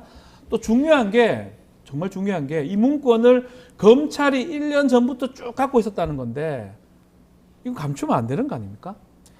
감추면 안 되죠. 근데 엄밀히 따지면 검찰이 감췄다기보다는요. 국정원 문건이기 때문에 계속 기밀 취급을 했던 거고. 근데 이제 지적하고 싶은 거는 검찰은 지금까지 뭐 공식적 비공식적으로 이화영 혹은 이재명을 비난할 수 있는 모든 자료는 다 공개해 왔거든요. 네. 예, 그러면서도 본인들의 주장 그리고 본인들이 계속 비난했던 포인트에 대해서 전혀 다른 판단하고 있는 네. 대한민국 최고의 정보기관에서 수집한 특히나 장기간에 걸쳐 수집한 그 정보에 대해서는 한마디도 말하지 않았습니다. 네. 네, 이런 부분에 있어서는 사실상 검찰이 감췄다라고 봐도 될 것 같다는 생각은 들고요. 그렇다고 하면 이 부분에 있어서 상당히 좀 비난받을 만한 부분인 거죠. 변호사님, 우리가 이제 뭐 저도 변호사고 그러지만 검사가 피고인이나 변호인하고 대척점이 있긴 하지만 우리가 알기로는 검사는 공익의 대변자 아닙니까? 네. 우리 객관의 의무라고 하나요? 필요하다면 자신한테도 불리하지만 이게 진실된 거라면 이것을 현출해서 진실을 밝히는 게 검사의 의무 아닌가요? 저도 그렇게 배웠습니다. 여사부 연수에서 다 그렇게 가르쳐 준 것 같은데. 예, 그렇게 배웠고 네. 지금까지 이화영 사건을 하기 전까지는 네. 뭐 대략 그러시지들 않을까 싶었는데요. 네. 이화영 사건을 맡으면서 느꼈던 이제 검찰 그들의 모습은 정말 신세계입니다. 신세계고 지금까지 제가 배웠고 제가 그렇게 믿어왔고 상상해 왔던 검찰의 모습과는 네. 너무나 다른 아예 다른 집단의 모습들을 보여왔기 때문에요. 그들에게 객관의 의무나 뭐 공익의 의무를 생각한다는 거는 현재 검찰로서는 기대 불가능한 내용이 아닐까라는 생각이 듭니다. 결국은 사건을 쫓아야 되잖아요. 이 사건을 보고 정의를 구해내야 된다, 진실을 추적해야 된다 해야 되는데 어떤 사람을 보고 이 사람이 될 때까지 지금 뭐라도 엮어서 한다는 거 참 납득하기 어렵네요. 사실 이 문건 내용들을 좀 살펴보면 어떤 느낌이 드냐면 쌍방울은 대북 사업 좀 더 구체적으로 말씀드리면 대북 사업을 통해서 자회사인 나노스의 주가를 네. 부양하기 위해서 예. 어마어마한 노력을 해요. 어마어마한 노력을 하고 본인들이 가동할 수 있는 대북 라인을 총동원합니다. 네. 총동원하는데 그들이 가용했던 대북 라인의 면면을 보면 사실은 이화영, 이재명은 사용할 수 있는 카드가 아닙니다. 그러니까 이재명 당시 지사, 뭐 이화영 부지사는 정치권에서는 거물이라고 할 수 있겠지만 대북 사업, 특히 대북 라인에 있어서는 전혀 라인이 없었거든요. 할 수 있는 게 없는데 예. 그렇기 때문에 쌍방울이 그 사용할 카드가 아니에요. 그럼에도 불구하고 검찰은 마치 이재명, 이화영이 대북의 실세인 것처럼 둔갑시켜서 지금 사건의 입구까지 만들어가고 있는 거죠. 자, 등장인물도 한번 살펴보죠. 지금 말씀하셨으니까요. 자, 안부수 아태엽, 아태평화교류협회 회장, 제가 구속된 걸로 알고 있는데 안부수, 또 이화영 부지사, 또 김성태 회장, 또 북한의 정찰 총국인 이호남 나오고 있는데 이들의 각자의 역할은 어떻게 봐야 됩니까? 우선은 국정원은요. 네. 국정원은 대북 사업하는 인물들은 모두 다 협조자로 분류해서 관리를 합니다. 네. 그렇기 때문에 쌍방울의 김성태나 방용철, 이화영 부지사 모두 다 협조자로 관리를 하고 있었던 걸로 보이고요. 여기에 같은 협조자로 안부수 아태엽 회장이 나오는데 제 느낌에는 안부수 씨는 그냥 단순한 협조자의 지위는 아니었던 걸로 보여요. 그렇기 때문에 종결 처리할 때도 공식 문건은 종결 처리를 하고 일반적으로 그냥 협조자 같은 경우는 종결 처리할 때 이렇게 국가 보안 문서로 종결 처리하지는 않거든요. 거기다가 국정원에서 사업 자금을 대주고 그 자금을 가지고 북한과 사업까지 하는 이런 위치로 봤을 때 안부수 씨는 저희들이 흔히 얘기할 때 이제 공작원 수준이었던 걸로 보입니다. 보이고 그 당시에 안부수 씨가 이제 그 리호남 정찰 중국 리호남과 그다음에 그 트럼프와의 관계를 만들어왔던 김성애 이런 북한 측 고위 인사들과 한국에서 소통이 되는 연락이 되는 거의 유일한 협조자였던 걸로 보이고요. 그래서 쌍방울이 안부수에 접근해서 함께 사업을 했고 향후에는 안부수 씨가 쌍방울에 매우 밀접하게 연관됐던 걸로 보여요. 나노스의 이사로까지 등재가 되거든요. 그래서 사실상 주가 조작 사건을 함께 했었던 걸로 보이고요.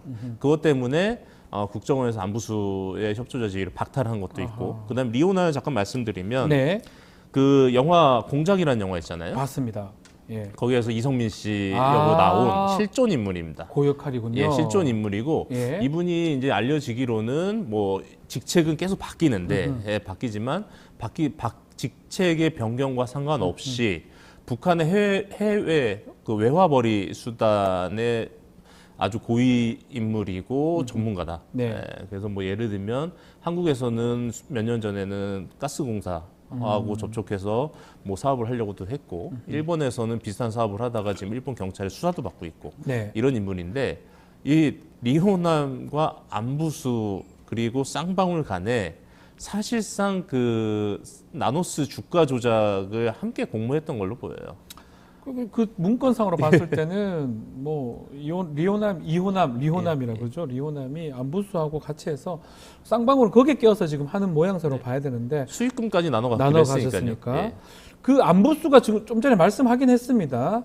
국정원한테 이제 협조자 얘기를 했었는데 협조자로 이렇게 관리를 국정원에서 국정원이 지금 대북 정보 사업은 해야죠, 당연히. 뭐 대남 죄송합니다. 네. 국내는 못하도록 국정원법 바뀌었지만 대북 사업은 하는 건데 이 협조자 같은 경우를 두고 있다가 해고했다는 거는 이 안보수가 뭔가 역할이 바뀌거나 쌍방울 쪽에 더 갔다 이렇게 국정원이 판단했을 가능성도 있는 거네요. 맞습니다. 그렇게 판단한 거고요. 아하. 특히나 그 안보수 정도 되는 아주 밀접한 네. 밀접한 협조자 같은 경우는 국정원과 실시간으로 소통하고 보고하면서 네. 어떤 역할을 해야 되는데 쌍방울의 주가 조작 사건에 개입되면서부터는 국정원에 보고하지 않고 단독적으로 사업을 했던 것들이 꽤 있었던 것도 같아요. 있었고 국정원은 이 내용들을 약간 좀 딜레이된 정보로 입수를 했고 네. 그러면서 주가 조작 사건이 발생을 하고 여기에 대해서 리오남이 수익 분배까지 요구하는 상황까지 가니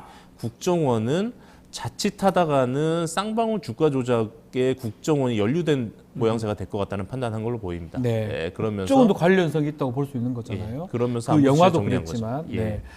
자, 이게 지금 주가 조작 관련된 쌍방울 국정원 지금 문건 보도가 처음은 아니에요. 2022년 10월 4일 날 이화영 전 부지사 구속되고 일주일 지난 후에 CBS가 또 이게 보도를 했던 적이 있던 것 같은데 이때는 그냥 비교적 조용하게 넘어갔던 것 같은데 왜 다른 겁니까? 이 CBS 보도와 국정원 문건이 거의 일치합니다. 아, 같습니까 또 이게? 거의 일치하는데 약간 다른 거는 국정원 문건은 이제 매주 50억씩 뭐 총액 미상의 금원을 제공해라 네. 이런 내용이고요. CBS는 그게 총액이 200억이다라고 명기는 했었는데 네. 제가 봤을 때는 CBS는 문건 확인은 하지 못한 보도로 보입니다. 국정원 문건 직접 확인하지 못하고 네. 국정원 문건 작성자 인터뷰 혹은 작성자의 메모 등을 기반해서 나온 그 보도로 보이고요. 네. 그렇기 때문에 문건을 직접 원용한 보도는 아니었기 때문에 당시에 그 회자되지 않았던 것 같아요. 네. 자, 결국은 지금 사실 이 문건대로라면 뭐 그 문건이 국정원이 뭐 허위 문건 작성했다 이러면 할 말 없습니다. 그러면 뭐 또 뭐 다른 얘기긴 한데 어쨌든 간에 정보기관, 국가 최고의 정보기관이 작성한 문건은 맞다고 보는 게 맞지 않나 생각이 드는데 다시 이화영 부지사 얘기를 한번 질문 넘어가 보겠습니다. 지난번에 뭐 이런 얘기도 있었어요. 검찰 해외에 넘어가서 좀 진술을 하려고 하다가 뭐 사모님이라 부인이죠. 네네. 정신 차려라 뭐 이런 걸로 정신 차렸다 뭐 이런 얘기도 있었고 여러 가지 보도가 되고 있는데 이 부지사 지금 검찰 관련 별다른 사항은 없습니까? 구형만 됐나요 지금? 지금 구형은 15년 구형을 했고요. 네. 지금 검찰의 계류 중인 사건, 그러니까 네. 검찰의 사건본은 형제로 따여 있는 계류 사건이 꽤 있습니다. 꽤 있고 이 사건들이 대부분 1년 이상 수사가 정지되어 있는 사건들이에요. 네. 뭐냐면 검찰이 이화영 부지사를 계속 압박하고 있는 카드 중에 하나입니다. 그래서 그리고 이화영 사건의 전부가 대부분 그러는데 어떤 특징이 있냐면 특정인의 워딩에 의존하는 사건들이 많아요. 네, 검찰의 지금 계류 중인 사건도 대부분 특정인의 워딩에 의존하고 있고요. 그거를 증거로 해서 수사하거나 공소유지를 한다 이 말인 거네요. 그렇습니다. 교차 체크하지 않고요. 네. 그런 사건들이 수원지검에 상당히 많이 계류되어 있고요. 네. 거기에 대해서 언제 또 수사가 들어올지 이게 또 어떻게 기소돼 차라리 빨리 기소라도 하면 좋은데 이런 부분에 대해서 상당히 좀 불안해하고 있는 부분들이 있죠. 이미 지금 이거 관련해서도 15년 구형을 받았는데 그거 말고도 여러 건의 지금 사건이 계류 중이면 상당히 부담스럽겠습니다. 네, 맞습니다. 또 지금 15년 구형된 이 사건 이게 지금 보도가 됐잖아요. 1심을 이걸 그래도 선고해도 되는 겁니까? 1심 선고가 6월 7일인데요. 예. 6월 7일인데 그 저희 변호인이 수없이 바뀌어 왔잖아요. 네. 오늘 이제 저하고 지금 김여철 변호사 예. 두 명이 하고 있는데 저하고 김여철 변호사가 이제 투입됐을 때 재판부에서 변호인들에게 계속 했던 얘기 중에 하나가 뭐냐면 재판 기록이 상당히 방대하다. 예. 그리고 본 사건 재판이 너무 지체됐기 때문에 재판 기록이 방대하다고 해서 무한정 기간을 줄 수는 없다. 최대한 빨리 재판 기록을 통독해라. 라는 요구를 했는데 이 요구를 하면서 뭐 계속 강조했던 게 재판 기록이 방대하다, 복잡하다 이런 얘기를 했어요. 네. 그렇다고 하면 이거를 재판부에도 똑같이 적용한다고 하면 이렇게 방대하고 복잡한 재판 기록에 특히나 최근 들어서는 국정원 문건, 쌍방울 내부 문건에 관련된 이슈들이 터지고 있는 상황에서 네. 4월 8일 날 변론 종결되고 2달 만에 6월 7일에 재판부가 선고한다는 것이 물리적으로 가능한가라는 생각이 하나 있고요. 네. 두 번째는 이 부분에 있어서 뭐 검찰은 뭐 선고를 앞두고 나서 또 사법방해다라는 뭐 이런 프레임을 들고 나오긴 하지만 네. 최근에 뉴스타파 보도를 통해서 봤을 때는 재판부가 사건을 아예 다른 측면으로 바라볼 필요도 있기 때문에 6월 7일 선고는 상당히 좀 무리한 선고 아닐까라는 생각은 드는데요. 재판부의 입장은 아직까지 변화는 없는 것 같습니다. 아직까지 뭐 직권으로 재개하거나 변론을 아니면 연기하거나 이런 건 아직 없다는 거죠. 뭐 그럼에도 불구하고 지금 말씀대로라면 그 재판부도 기록을 제대로 다 봤을까요? 재판부는 안 바뀌었습니까? 그 사이에? 재판장은 유지됐고요. 재판장만 계시고. 재판장도 사실은 그 변동됐어야 됐는데 당신께서 이 사건을 마무리하겠다는 의지가 상당히 강하셔서 뭐 들리는 소문에 의하면 법원장 단독 독대해서 그 요청해서 유임됐다라고 하고요. 배석 판사들은 배석만 계속 바뀌었고요. 뭐 사실 기록이라는 게 뭐 변호사로 알겠지만 많으면 사실 다 힘들어요. 그래서 재판이 계속 끊어지면 또 새로 다 읽어보긴 다 읽어봐야 되잖아요. 물론 재판장님이 그걸 다 꼼꼼히 읽어보셨는지는 모르겠지만 어쨌든 간에 주심 판사들도 바뀐 거고 배석 판사도 바뀐 거니까 또 새로운 또 국면이잖아요. 이게 보도가 됐는데 이게 그대로 선고하는 게 맞는지 조금 의문스럽기는 합니다. 보석 신청도 있었다고 하는데 진행 과정 좀 말씀해 주실 수 있습니까? 보석 신청을 했습니다. 보석 신청을 했고요. 보석 사유는 이화영 부지사의 뭐 건강사 문제도 있긴 하지만 가장 중요한 문제 중에 하나는 방어권 부분이에요. 재판부도 계속 그 강조하고 반복적으로 얘기했듯이 그 사건 자체가 복잡하고 기록도 방대한데 이런 부분은 이제 변호인들이 그 구속돼 있는 피고인에게 설명하고 제시하고 하기 상당히 힘들거든요. 피고인도 그 안에서 사건 내용을 판단하기도 어렵고요. 이런 부분도 있습니다. 이런 부분도 있기 때문에 저희 입장에서는 보석 그 짧은 기간이라도 그 구속되지 않은 상황에서 재판에 임할 필요가 있다라는 생각인데 보석 신문할 때 좀 독특한 상황이 있었는데요. 어떤 상황입니까? 검찰이 반박을 하지 않았습니다. 검찰이요? 지금까지 검찰 입장은 뭐 영장 절대 안 청구할 된다고 때 그랬건데 PPT 200장씩 들고 와서 뭐 아예 개인적인 비난까지 해가면서 열변했었는데 이번에 전혀 반박을 하지 않았습니다. 하지만 어쨌든 그 서면을 제출을 했죠. 그렇게 되고 재판부도 전혀 어떠한 그 표정 관리를 어마어마하게 했다라는 느낌이 들었는데요. 그래서 이 부분을 도대체 어떻게 해석해야 될까? 그러면 좀 조심스러운 얘기이긴 한데 선고도 연기하고 보석을 받아들일 가능성도 있는 겁니까? 그렇게 해석을 해야 될지 아니면 보석될 가능성도 없고 선고가 연기될 가능성도 없기 때문에 그냥 조용히 대처했는지는 아직도 저도 헷갈립니다. 근데 실제로 이화영 전 부지사가 나간다 한들 뭐 증거인멸할 지금 상황이 있나요? 도주할 상황이 있나요? 그리고 시간은 오랫동안 지금 구금이 돼 있던 걸로 제가 알고 있는데요. 뭐 증거를 더 이상 인멸할 증거도 없다라고 보고요. 검찰이 확보할 증거도 뭘 더 확보할지도 의문이고, 뭐 5만 페이지 되는 사건 자료니까요. 그 경기도도 다 털었고 그런 부분이고 지금 이렇게 본인이 직접 전면에 나서서 진실을 밝히겠다, 왜곡된 사실을 돌려놓겠다, 검찰의 문제점을 파헤치겠다라고 하시는 분이 이런 분이 보석된다고 해서 갑자기 본인이 얘기했던 것, 진실을 밝히겠다라는 거를 내팽겨치고 도망가겠는가? 이 부분도 상당히 회의적이죠. 제가 개인적으로 질문할 수도 있는데 이 혐의점들이 좀 많잖아요. 네네. 많고 또 그 중에 지금 대북 송금 이 부분 이미 재판 과정에서는 이 피고인 측이 주장을 다 했던 부분입니까? 지금 국정원 얘기라든지 아니면 보도 보면 이거 벌써 주가 조작의 일환이지 우리하고 이거 관계 없다라고 얘기는 다 했던 겁니까 이미? 얘기는 됐었는데요. 그 뭐 변호사시가 잘 네. 아시겠지만 해당 금액은 주가 조작용 돈이다라고 네. 얘기하면서 거기에 대한 백업 자료로서 이제 국정원의 입장을 저희가 그 인용은 했죠. 아하. 인용은 했는데 예. 재판부에서는 이렇게 국정원의 그 스탠스가 이슈화되지는 않았습니다. 자, 그러면 이제 국정원 이 부분이 좀 있기 때문에 앞으로 그래도 재판이 조금 달라질 가능성도 있지 않을까 생각도 듭니다. 자, 이 담당 변호인 아니겠습니까? 그리고 또 어려운 사건을 맡고 있어서 아마 부담도 상당할 것 같은데 앞으로 계획이나 뭐 대응 방안도 한번 좀 말씀 주십시오. 우선은 지금 이 상황으로 1심 재판이 끝나면 안 된다라는 네. 입장은 확고합니다. 확고한데 이 부분은 뭐 변호인의 능력으로서 뭐 어떻게 하기가 상당히 어려운 부분이고요. 네. 예, 그렇기 때문에 만약에 이제 선고가 저희가 판단했을 때 너무 부당하다.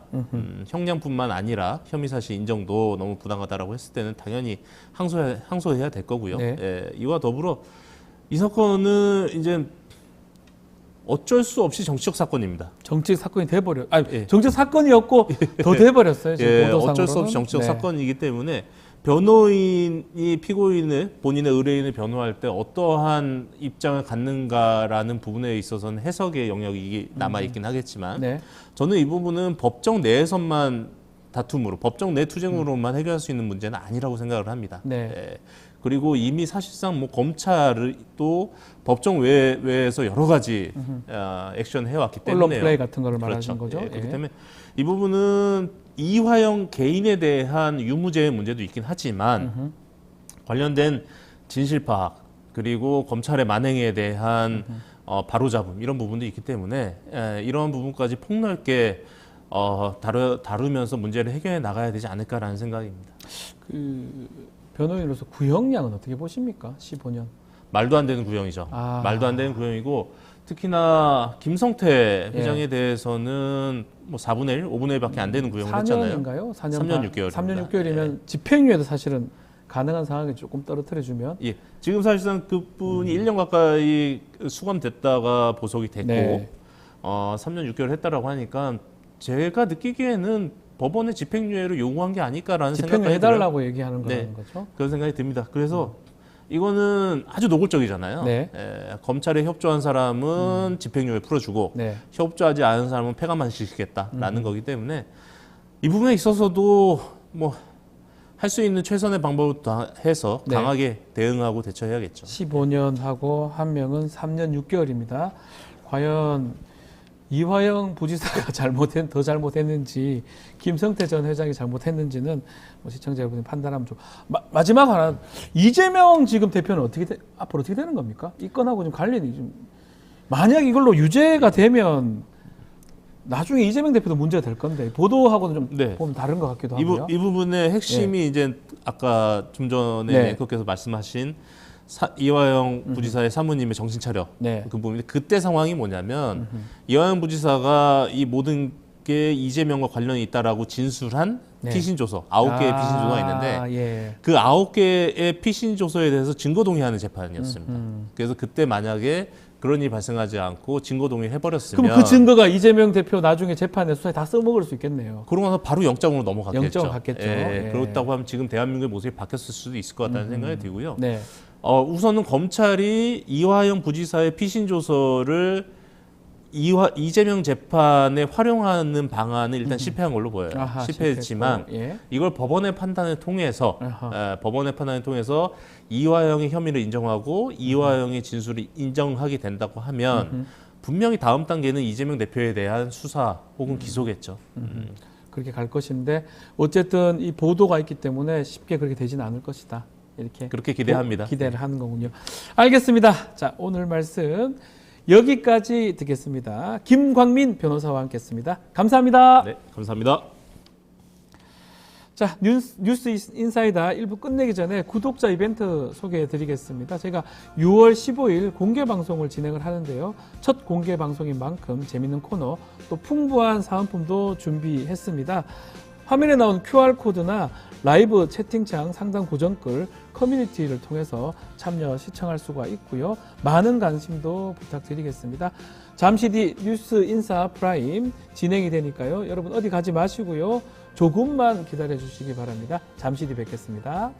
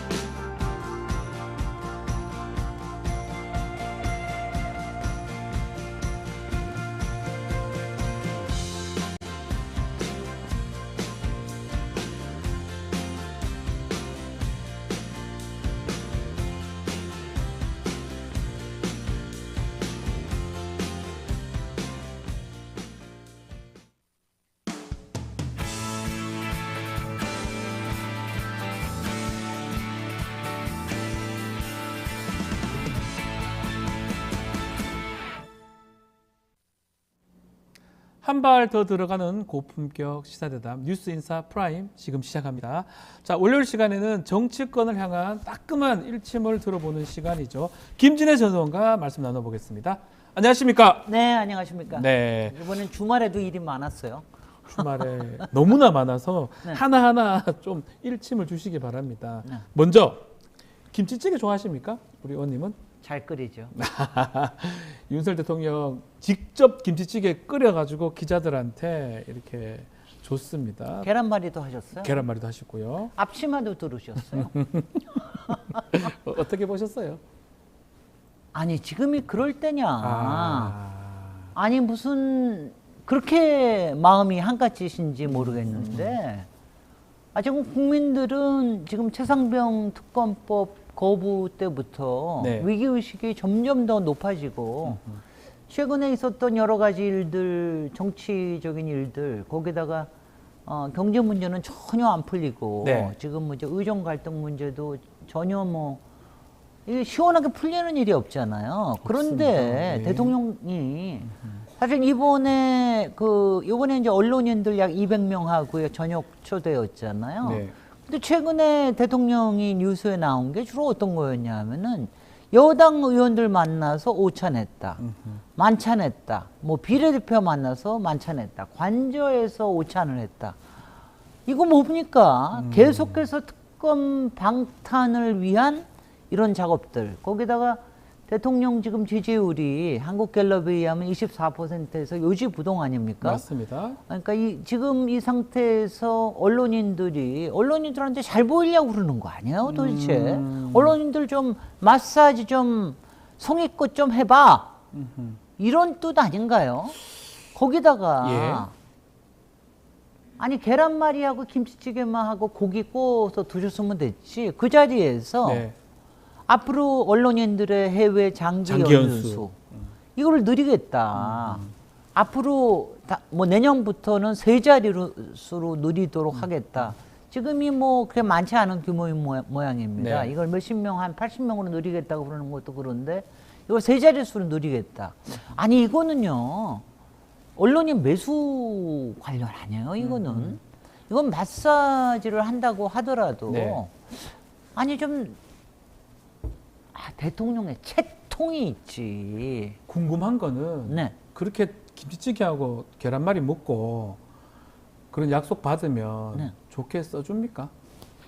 어떻게 아니 뭐 기자들이요? 항상 네. 좋게 써주는 예. 거는 좋게 써주는 뭐 그 계속해서 습관처럼 쓰는데 그런 언론사도 있고. 예. 그리고 아마 그 200명 제가 네. 하나하나 언론사를 들여다보지 않았지만 되게 호의적인 언론사들을 많이 불렀겠지요. 네. 그러니까 그렇게 해가지고 누가 근데 요새 뭐 아시다시피 요새 언론들이 아마 그것 때문도 있을 거예요. 요새 보수 언론들의 논조가 이건 도대체 말이 안 된다. 대통령 정상이냐. 동아일보가 좀 세게 나오는 경우가 동아일보 세게 아주 세게 문화일보도 나옵니다. 그렇고 하고, 예. 그러니까 왜냐하면 지금 만약 대통령 편을 계속해서 들었다가는 이건 국민들이 지금 이제 여론이 네. 사실 언론이라고 하는 건 여론을 어느 만큼 쫓아가야 되잖아요. 그렇죠. 아무리 예. 봐준다 하더라도. 그래서 아마 뭐 소용이 닿는 거는 별로 없을 거지만 의미는 없을 제스처를 것이다. 제스처를 계속해서 취하는 거죠. 아하. 내가 이렇게 해서 그 다음에는 저는 이제 이런 생각이 드는데 대통령이 요새 하고 있는 걸 보면은 진짜로 국정에서 다뤄야 될 건 안 하고 계속해서 쇼만 하는 거거든요. 네. 아주 마이너한 일, 그다음에 마사지 하는 일 이런 것만 계속해서 하는데 저는 이런 생각이 누가 생각한 거니? 누가 생각한 거니? 예? 네. 누가 생각하는 거니 도대체 이런 아이디어들을. 아. 아니 대통령이 하기에는 너무 채통이 안 쓰고 아하. 그리고 뭐 너무 쇼스럽고 예. 왜냐하면 이제 민낯이 거의 보이는 수준이 아닌가. 이런 걸 가지고 마사지하고 수습할 수 있다라고 생각하는 이 좁은 생각이 과연 대통령실에 어느 참모에서 나오는 거냐 아니면 또 무슨 비선 라인이 네. 작동하는 거냐 이런 생각이 그 정도로 들지 않아요. 이상하다. 이상해요. 김치찌개 먹여 될 일도 아닌데 이래 아니 여태까지 이 중체된 상황에서 인사에서나 예. 이벤트에서나 이럴 때 이상한 게 나왔을 때는 다 비선 라인에 맞아요. 대한 의심이 나왔거든요. 네, 이것도 조금 비선이냐 아니면 정상적인 계통에서 이걸 보고하거나 했진 않았을 것이다. 의원님 그렇게 보시는 거군요. 그렇게 볼 수밖에 없는 것 같습니다. 자, 이 중차대한 상황 중에 하나가 지금 최혜병 특검 뭐 내일 지금 표결이 됩니다. 본회의가 예정이 돼 있는데 이런 일들이 있는데 김치찌개 뭐가 안 맞는 것 같다는 생각이 드는데 어쨌든 국민의힘에서 최재형 의원 또 찬성하겠다. 그럼 네 결국은 번째죠. 네 번째입니다. 네. 어떻게 될까요? 표결을. 아니 이제 지금 이거는 누구도 몰라요. 누구도 모르니까 몇 예. 가지 시나리오로 생각해 볼 수밖에 없는데 네. 일단 여당 지도부는 하도 겁이 나니까 의총도 못 열고 있잖아요. 그렇죠. 왜냐 의총에서 사실 당론을 정하려고 그러면 의총을 열어야 네. 되는데 그것도 못 하고 있잖아요. 네. 그리고 전략을 세우려고 그래도 의총에서 뭔가 해서 해야 되는데 네. 지금은 지도부 안에서 이너서클들이 해가지고 전화 걸고 근데 전화 걸어도 뭐 한 50명은 전화 안 받는다는 거 아니에요. 네. 아니 전화를 왜 받습니까? 그 보나마나 어떤 전화인지 뻔히 알 텐데.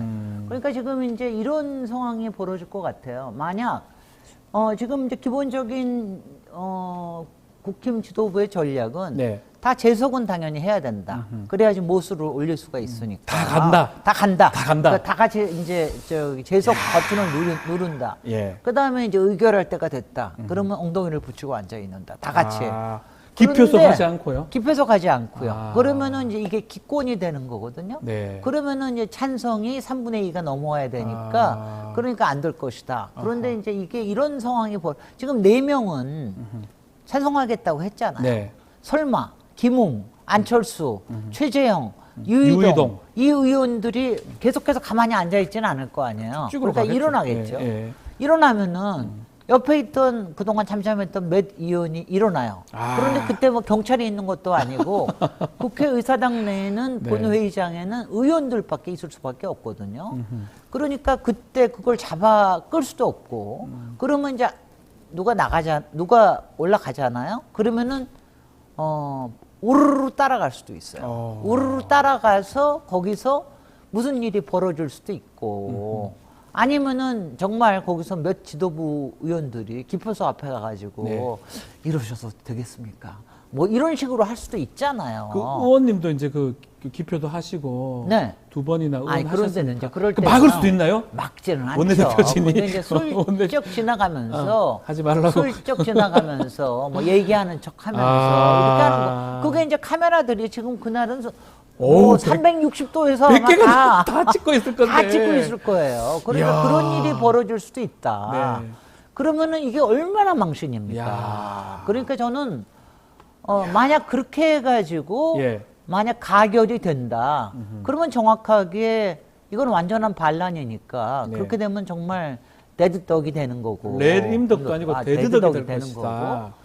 그 다음에는 이제 만약 네. 여전히 그렇게 해서 온갖 수단을 다 써서 부결을 하게 만들어요. 그렇다고 국힘이 온전할 것 같겠습니까? 국민들의 분노는 더 끌어오르죠. 거기다가 네. 그런 에피소드까지 만약 보인다. 그러면은 뭐 지금 국민들이 다 주시하고 유심히 있고요. 보고 있습니다. 보고 있습니다.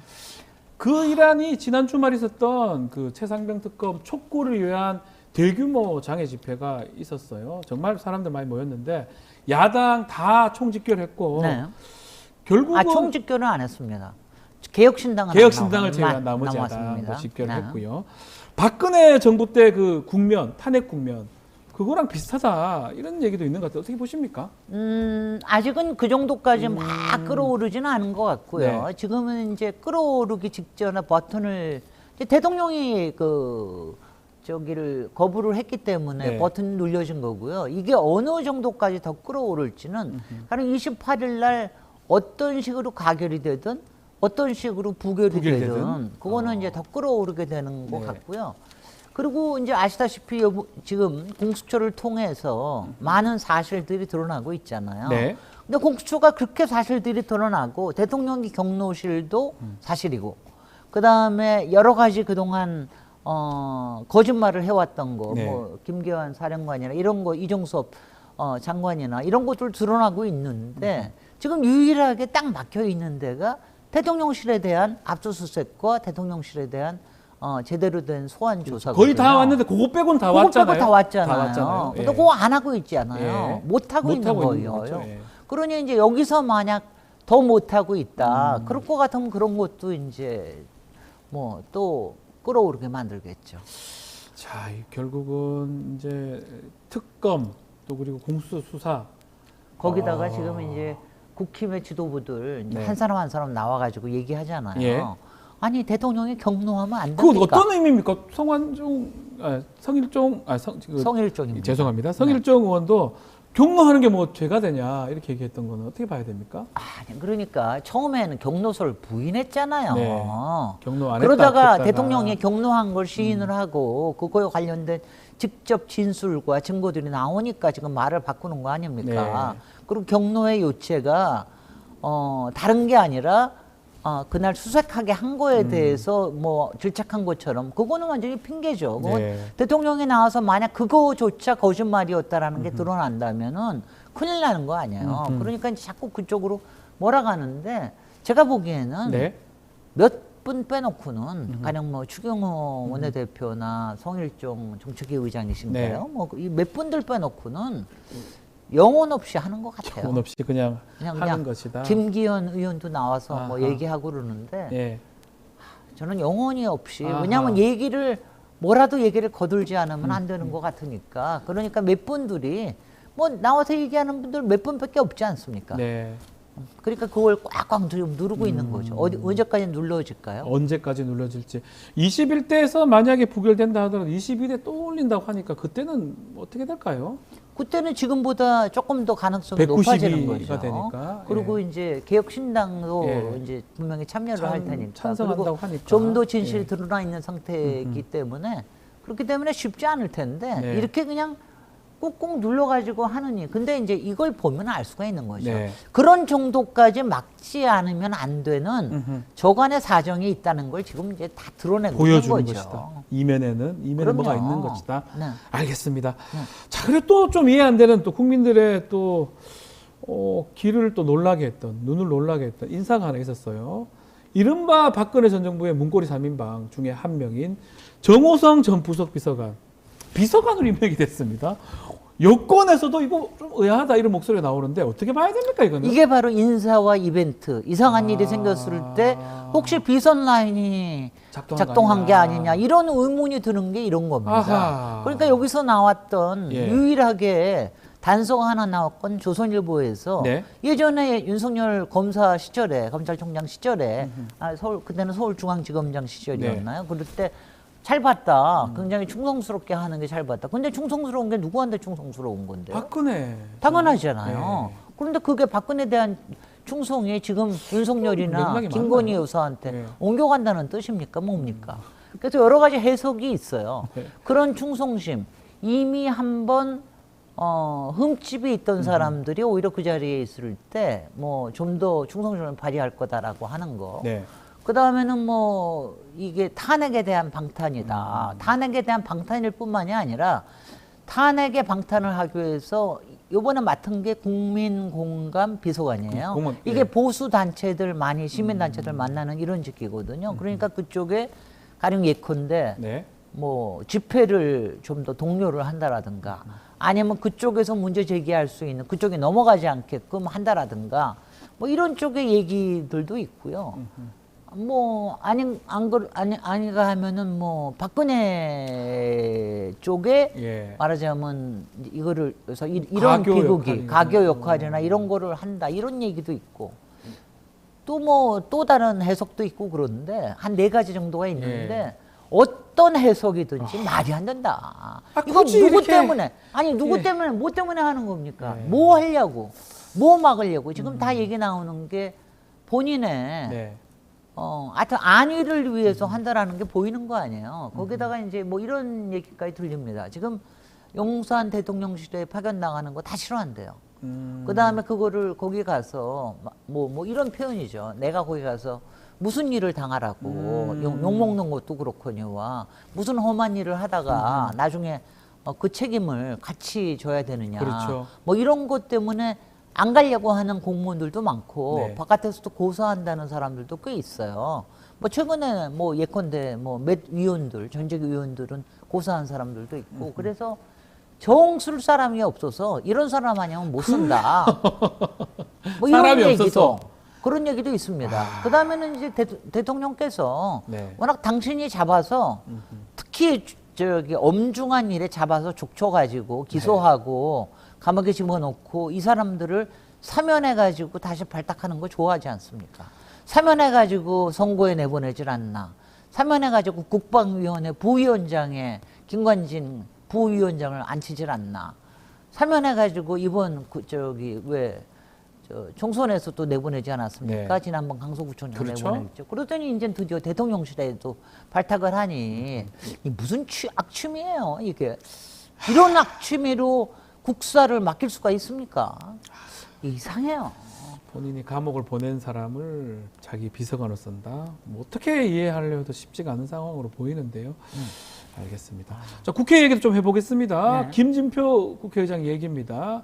21대 국회에서 연금개혁, 국민연금개혁 처리할 것을 촉구를 했는데 또 국민의힘에서 특히 추경 원내대표가 또 반대 입장을 밝혔습니다. 이건 어떻게 봅니까? 거의 협상이 거의 다 된 거 아니에요?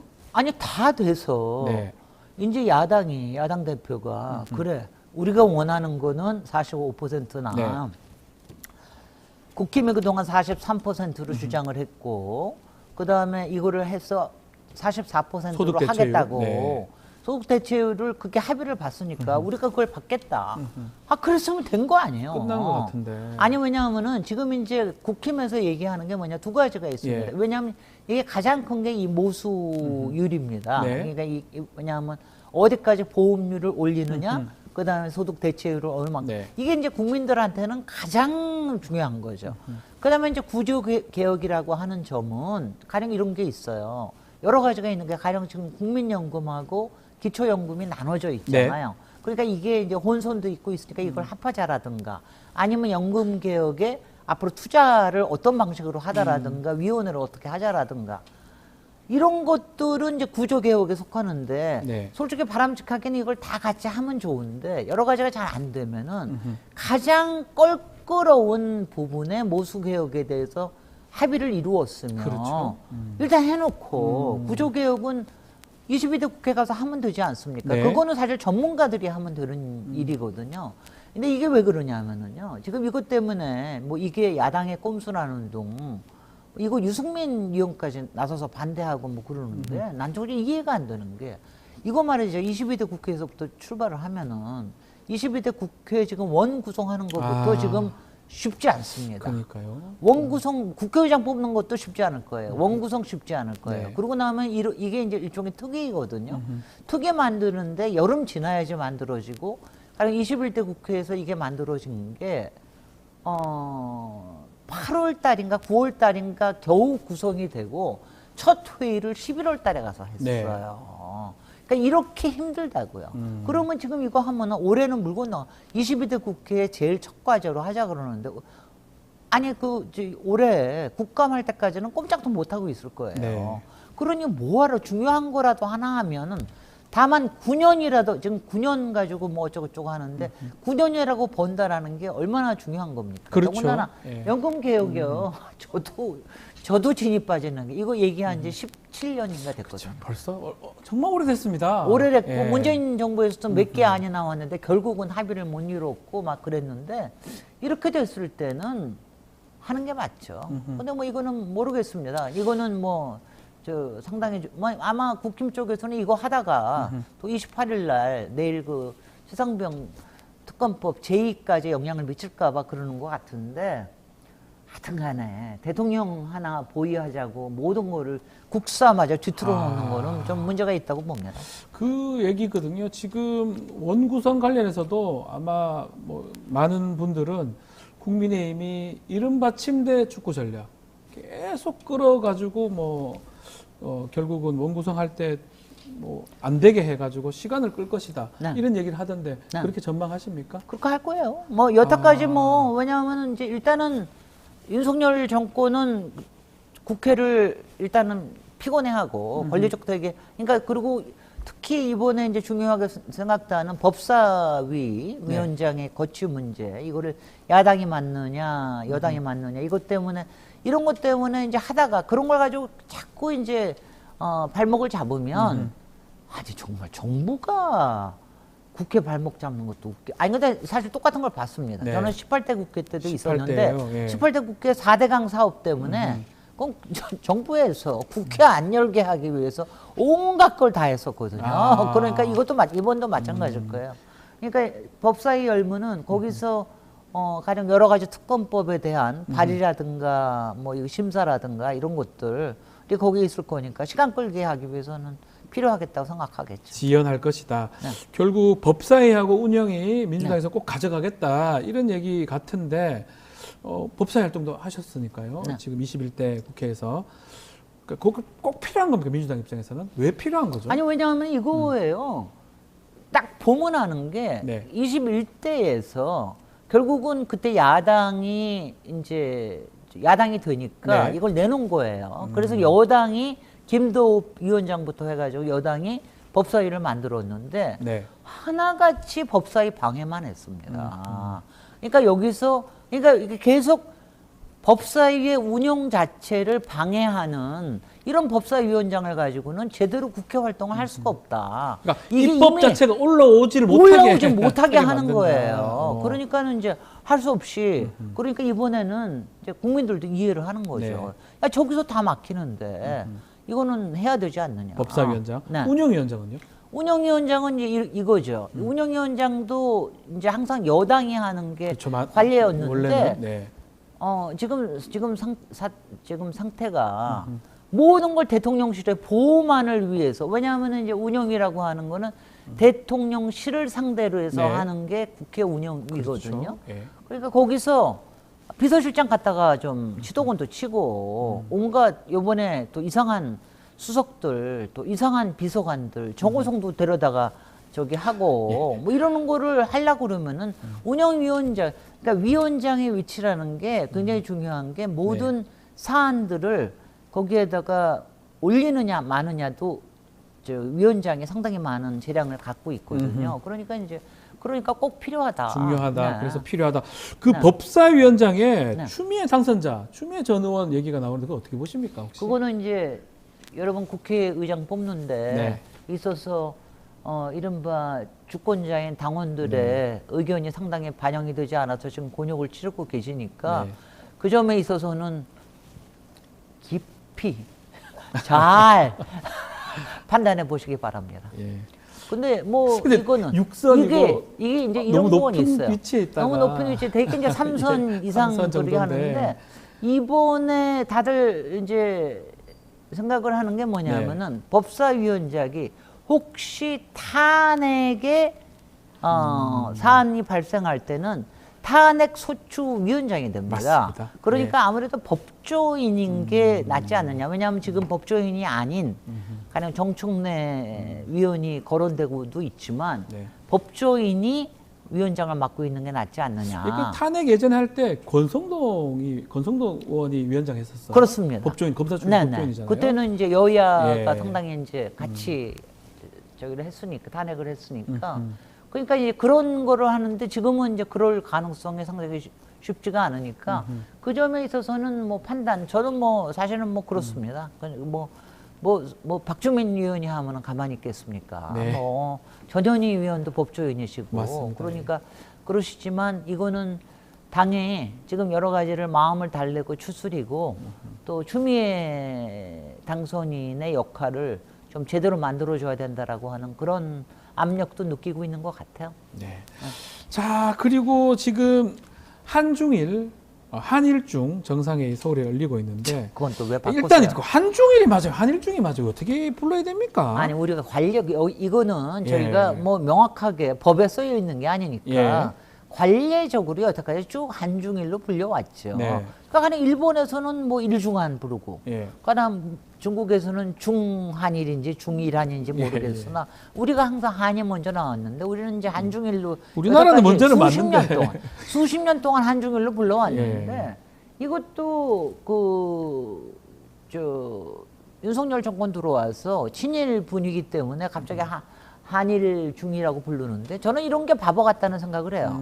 왜냐하면 이런 사소한 것 때문에 맨날 이런 얘기하다가 정작 중요한 얘기를 잘 안 하거든요. 중요한 얘기는 뭡니까 지금 일본하고 네. 지금 네이버 라인 문제 네. 이 문제에 대해서 하느냐. 그 다음에 중국하고 일본하고 사이에 그 오염수에 관련된 문제. 그 다음에 우리하고 중국 사이에는 지금 이제 리창 총리는 이번에 오셨지만. 네.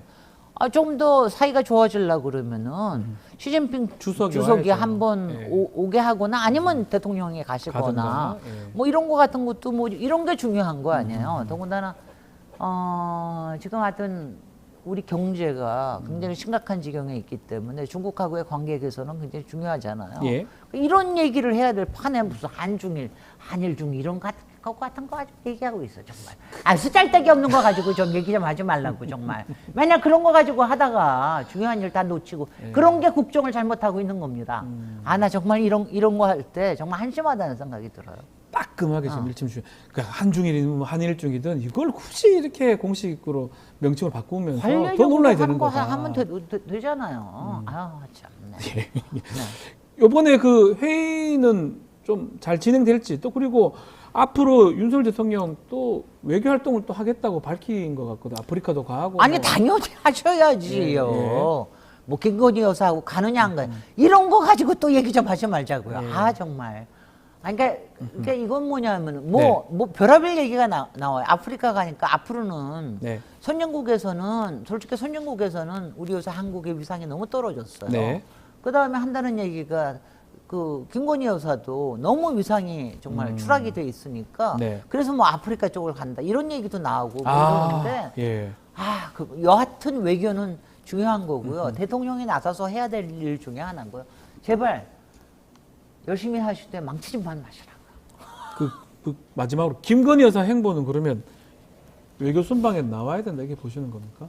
아니 저는 지금 그러니까 우크라이나 아동 사진전 같은 거는 그건 쓰잘데기 없는 짓입니다. 그거는 조금 지금 전쟁 중인 상황이니까. 뭐 예산도 그렇게 쓸 일도 없거니와 김건희 여사를 위해서 그렇게 별도로 만드는 일 좀 하지 말라고요. 제발. 왜 그렇게 쓸데없는 짓을 합니까? 그러니까 왜냐하면 보조 역할로 왜냐하면 저는 이런 건 굉장히 중요하다고 생각해요.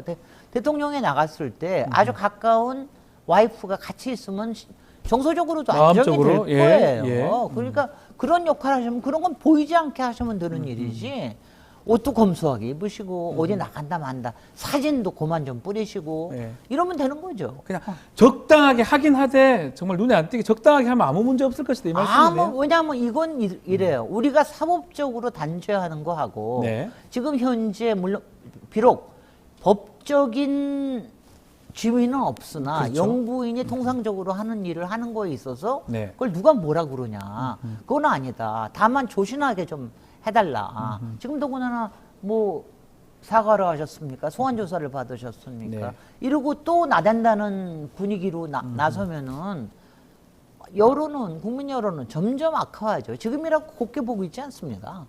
알겠습니다. 하면서 좀 따끔하게 일침을 주시네요, 진짜로. 이렇게 좀 모델 좀 찾아보시죠. 좋은 모델 많을 겁니다. 아, 모델요? 좋은 모델? 아니 무슨 힐러리 이런 거 찾지 마시고요. 그러니까, 설레. 네, 설레. 가령 김영삼 대통령의 영부인께서 상당히 조용하셨거든요. 그렇죠? 아주 조용하게 하시는 분들이 있거든요. 그게 약속 아니셨습니까? 그 약속 지키고요. 국민들 이 억장이 무너지게 좀 하지 마십시오. 알겠습니다. 마지막 일침까지 들었습니다. 자, 오늘 말씀은 여기까지 듣겠습니다. 김진애 의원과 함께했습니다. 감사합니다. 네, 감사합니다. 자, 뉴스인사 프라임 오늘 여기서 마무리하겠습니다. 자, 멤버십 회원에게만 우선 제공이 되고요. 일반인에게는 저녁에 공개가 됩니다. 회원 가입 방법 게시판에서 확인 가능합니다.